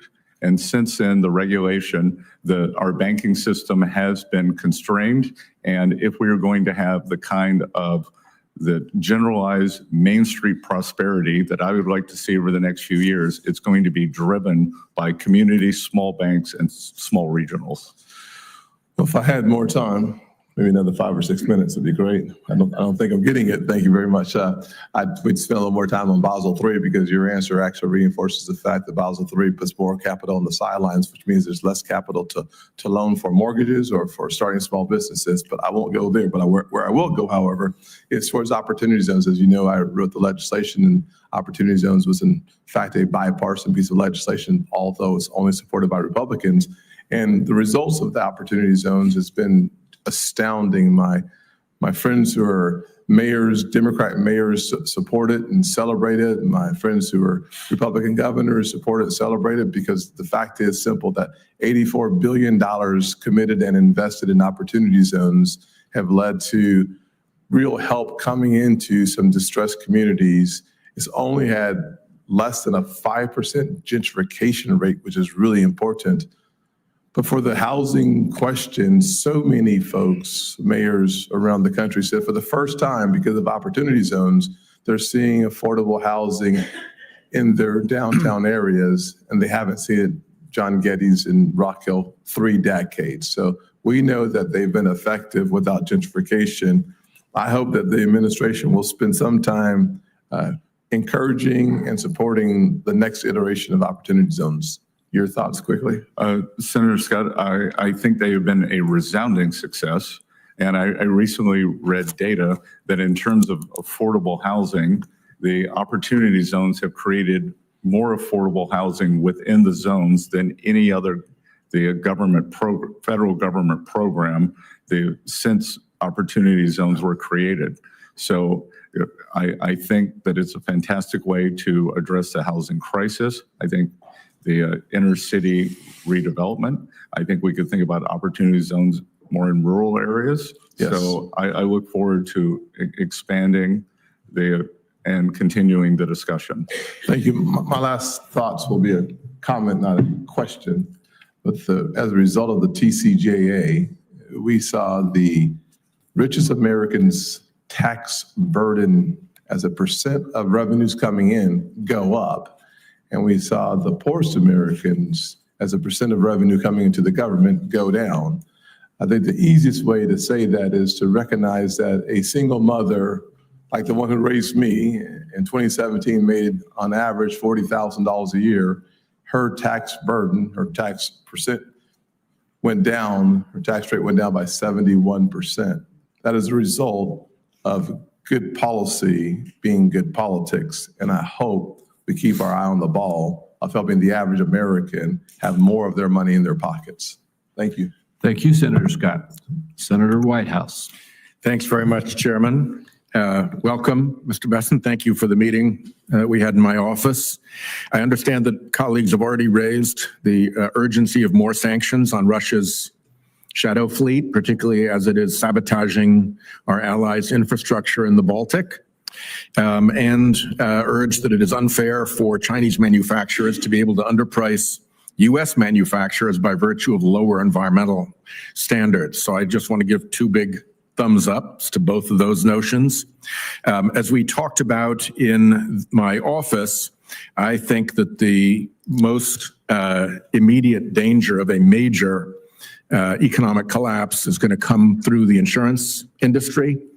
We're seeing signs of it in Florida already. The fires in LA are making it worse out in California, but it's occurring nationwide. And as we discussed, where you can't get insurance, you can't get mortgages, where you can't get mortgages, you can't sell properties at value, and that cascades, according to the chief economist of Freddie Mac, into a 2008-style massive economic recession. So I would like to ask first that you get somebody on your team to take a look at this report, which I'd ask to put into the record, from the Senate Budget Committee while I was chairing it, on the non-renewals, price increases, and unavailability problem county by county across the country. And if somebody on your team looks at it and can give you a summary, I would be grateful. And I would actually ask you personally to read this Economist magazine article. I don't think it's complicated. No, Senator Whitehouse, you gave it to me in your office, and I did read it. Good. So all right. So we're ahead of you. So I just want to make sure. I will point out to my children behind me, doing your homework's important. It is important. And thank you for doing that. I think you're the first person in a nominations hearing who's actually done the reading that has been proposed. So I just think that all of us need to be alert to this problem. I think it's actually started. Ernest Hemingway famously said that bankruptcies happen gradually and then suddenly. I think we're in gradually on a climate change driven insurance crisis that will cascade out into the whole economy. I gave my Environment Public Works colleagues a book this thick. I gave your team a similar book of all the many high-level, serious, peer-reviewed studies that have shown these economic risks. And I just don't think we're ready for it. And I think it's really important that we be ready for it. And I don't want anybody to say that they weren't warned about it. So there's my warning. Last question to you, and I'm going to be treading into an area where I don't know a thing because I just heard about this morning, and I've been the ranking member in the EPW noms hearing. So what I did read this morning is that the manner in which you have structured your partnership has enabled you to avoid the payment of nearly $1 million in Medicare taxes, and that the IRS has taken the position that the manner in which you structured your partnership to avoid those Medicare taxes does not actually support avoiding Medicare taxes. And it's probably more complicated of an issue than you and I are going to get through in the next 1 minute and 13 seconds. So we'll follow up with a question for the record. But I just think that when we're dealing with these massive issues of income inequality and threats to Medicare and all of the concerns that I think actually helped propel President Trump to the presidency, it would be extremely awkward if the Secretary of the Treasury were taking advantage of a supposed avoidance mechanism that the IRS, which you oversee, has determined actually doesn't produce that result. And somehow those things need to come into alignment. I don't know why. I suppose the easiest thing would be to go back and pay the Medicare taxes. But again, this is way more complicated than you and I can dispose of in the next half minute. But I do think it's important. I think it's really important to send a message as an incoming Treasury Secretary that everything you do with respect to your personal taxes aligns with IRS guidance. Senator White, thank you for the question. So it is the firm's taxes, and we are up to date on all our taxes. This matter is not by us, but it is in continuing litigation. If confirmed, I have agreed to shutter my firm, and I have also informed the ranking member and the chairman that I will provision the amount that is lower than the amount that was stated in the press release that went out last night. And I will hold that until the case makes its way through the courts. So once that seems like an attentive response to the problem, and I'm glad you respected this actually is a problem that needs to be attended to. So thank you. Thank you. And Senator Wyden has asked if he could add one final question. You get the last one, Senator Wyden. Thank you, Mr. Chairman. And I gather that after this, at some point, you and I will have some closers. I appreciate that. And I'm going to be very short on that as well. Mr. Bessent, I want to ask about the double standard with respect to tax enforcement in America.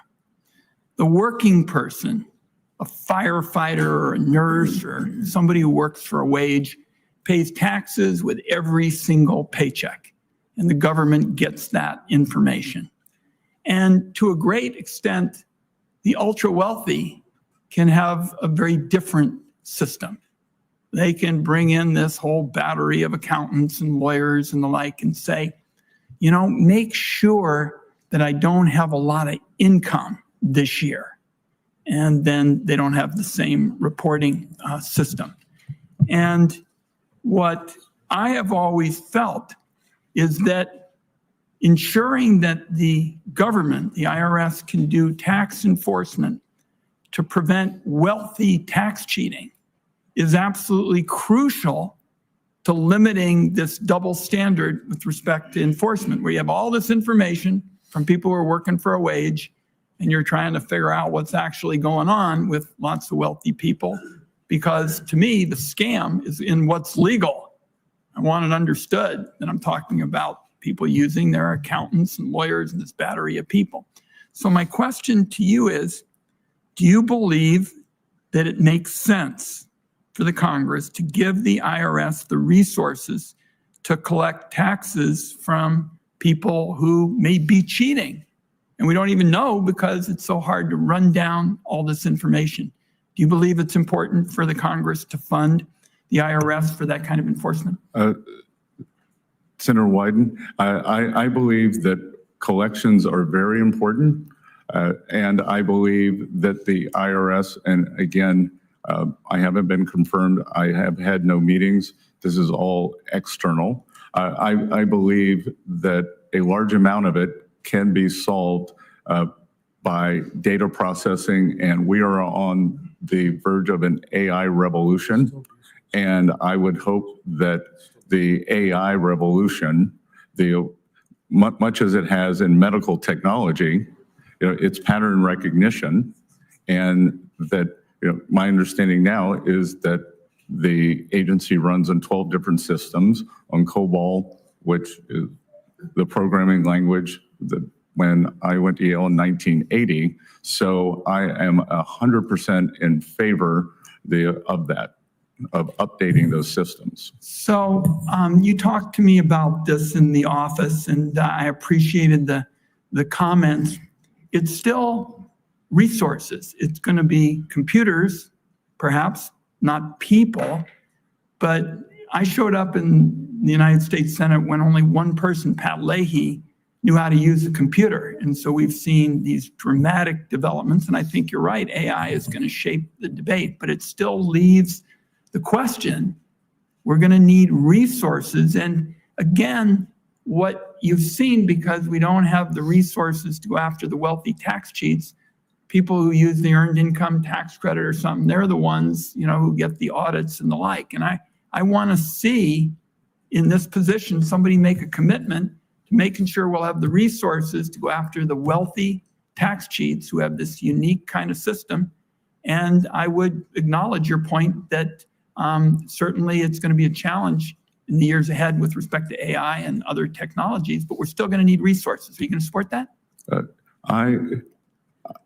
If confirmed, I will come back to you with a plan for upping collections. On wealthy tax cheats? You seem to believe that the wealthy cheat more, but that I think across the entire income spectrum. So you were saying that the wealthy have this special cachet, and if there is some large mother lode there, then to figure out how to crack that, whether it's through AI or some other means, that I will commit to coming back to you. Well, let me tell you why it's so important. Former IRS Commissioner Rettig, who was President-elect Trump's last IRS commissioner, testified here that the IRS needed additional multi-year funding because it was, quote, outgunned when it came to auditing wealthy individuals and large corporations. So the view that I have stated today is not just one that I offer, but a former Trump appointee said specifically that the agency was outgunned with respect to resources. So you've indicated that you'll continue the discussion. It's an important one. Thank you, Mr. Chairman. Good. Well, thank you. And why don't you go ahead with any closing remarks you'd like to make right now, and then I will wrap it up. I'm going to spare everybody, and especially the nominee, a filibuster. It's been a long morning. And Mr. Bessent, we started off with your confirming that you're going to protect taxpayers' ability to file their taxes for free directly with the IRS. I think that's constructive, because I think when it works for a second straight year, we're going to begin to join the rest of the Western industrialized world in making sure that our people have a chance to have a system that works for them, that empowers them if they choose it. With respect to some other issues, I'm concerned about a number of other matters, and we may need to have some additional conversations about it. What concerned me was your response to my question about wealth rather than work with respect to being favored in the tax code. And I think today that's a reality. That's just plain fact. And the people I represent know it, because they pay taxes with all their paychecks, and they're paying a higher rate than people who, as I've indicated today, have good lawyers and good accountants. So I continue to be very troubled by that. And some of the past reforms have tried to minimize those differences between tax rates for wealthy people and tax rates for workers. But I remain concerned about that. And with respect to some of the other issues, I leave you with the proposition that I haven't really heard you touch on. And it's the proposition that Bill Bradley and I have believed in these many years, is we want a tax code that gives everybody in America the chance to get ahead. And with differences like the one I've asked about, the difference between the rates for the wealthy and for workers, there's a long way to go to get it done. So I'll look forward to continuing some conversations. Thank you, Mr. Chairman. Thank you, Senator Wyden. And Mr. Bessent, we're toward the very end here. I'll be brief myself. I want to end where I started out. I think that it's very clear that you have acted in your dealing with the vetting of this committee in a very, very straightforward, courteous, and honorable way. When it comes to your qualifications to be the next Secretary of the Treasury, there is no room for debate, and you have shown that today here in the hearing. Your background, your training, everything is tailor-made for this role, and your character and demeanor are self-evident. You have satisfied our due diligence process. In prior Congresses, I've joined with many of my Republican colleagues in voting for well-qualified Treasury Secretary candidates put forward by a Democratic president, even though I didn't agree with all of the positions that they advocated. Your candidacy ought to enjoy similar support, and I'm going to encourage my colleagues on both sides of the aisle to join with me in advancing your nomination. I appreciate your taking the time that you have taken to work with us over the past few weeks to get this process to this point. And with that, I would like to remind my colleagues that the deadline for submitting any questions for the record is 5 p.m. today. And without anything else, this hearing stands adjourned.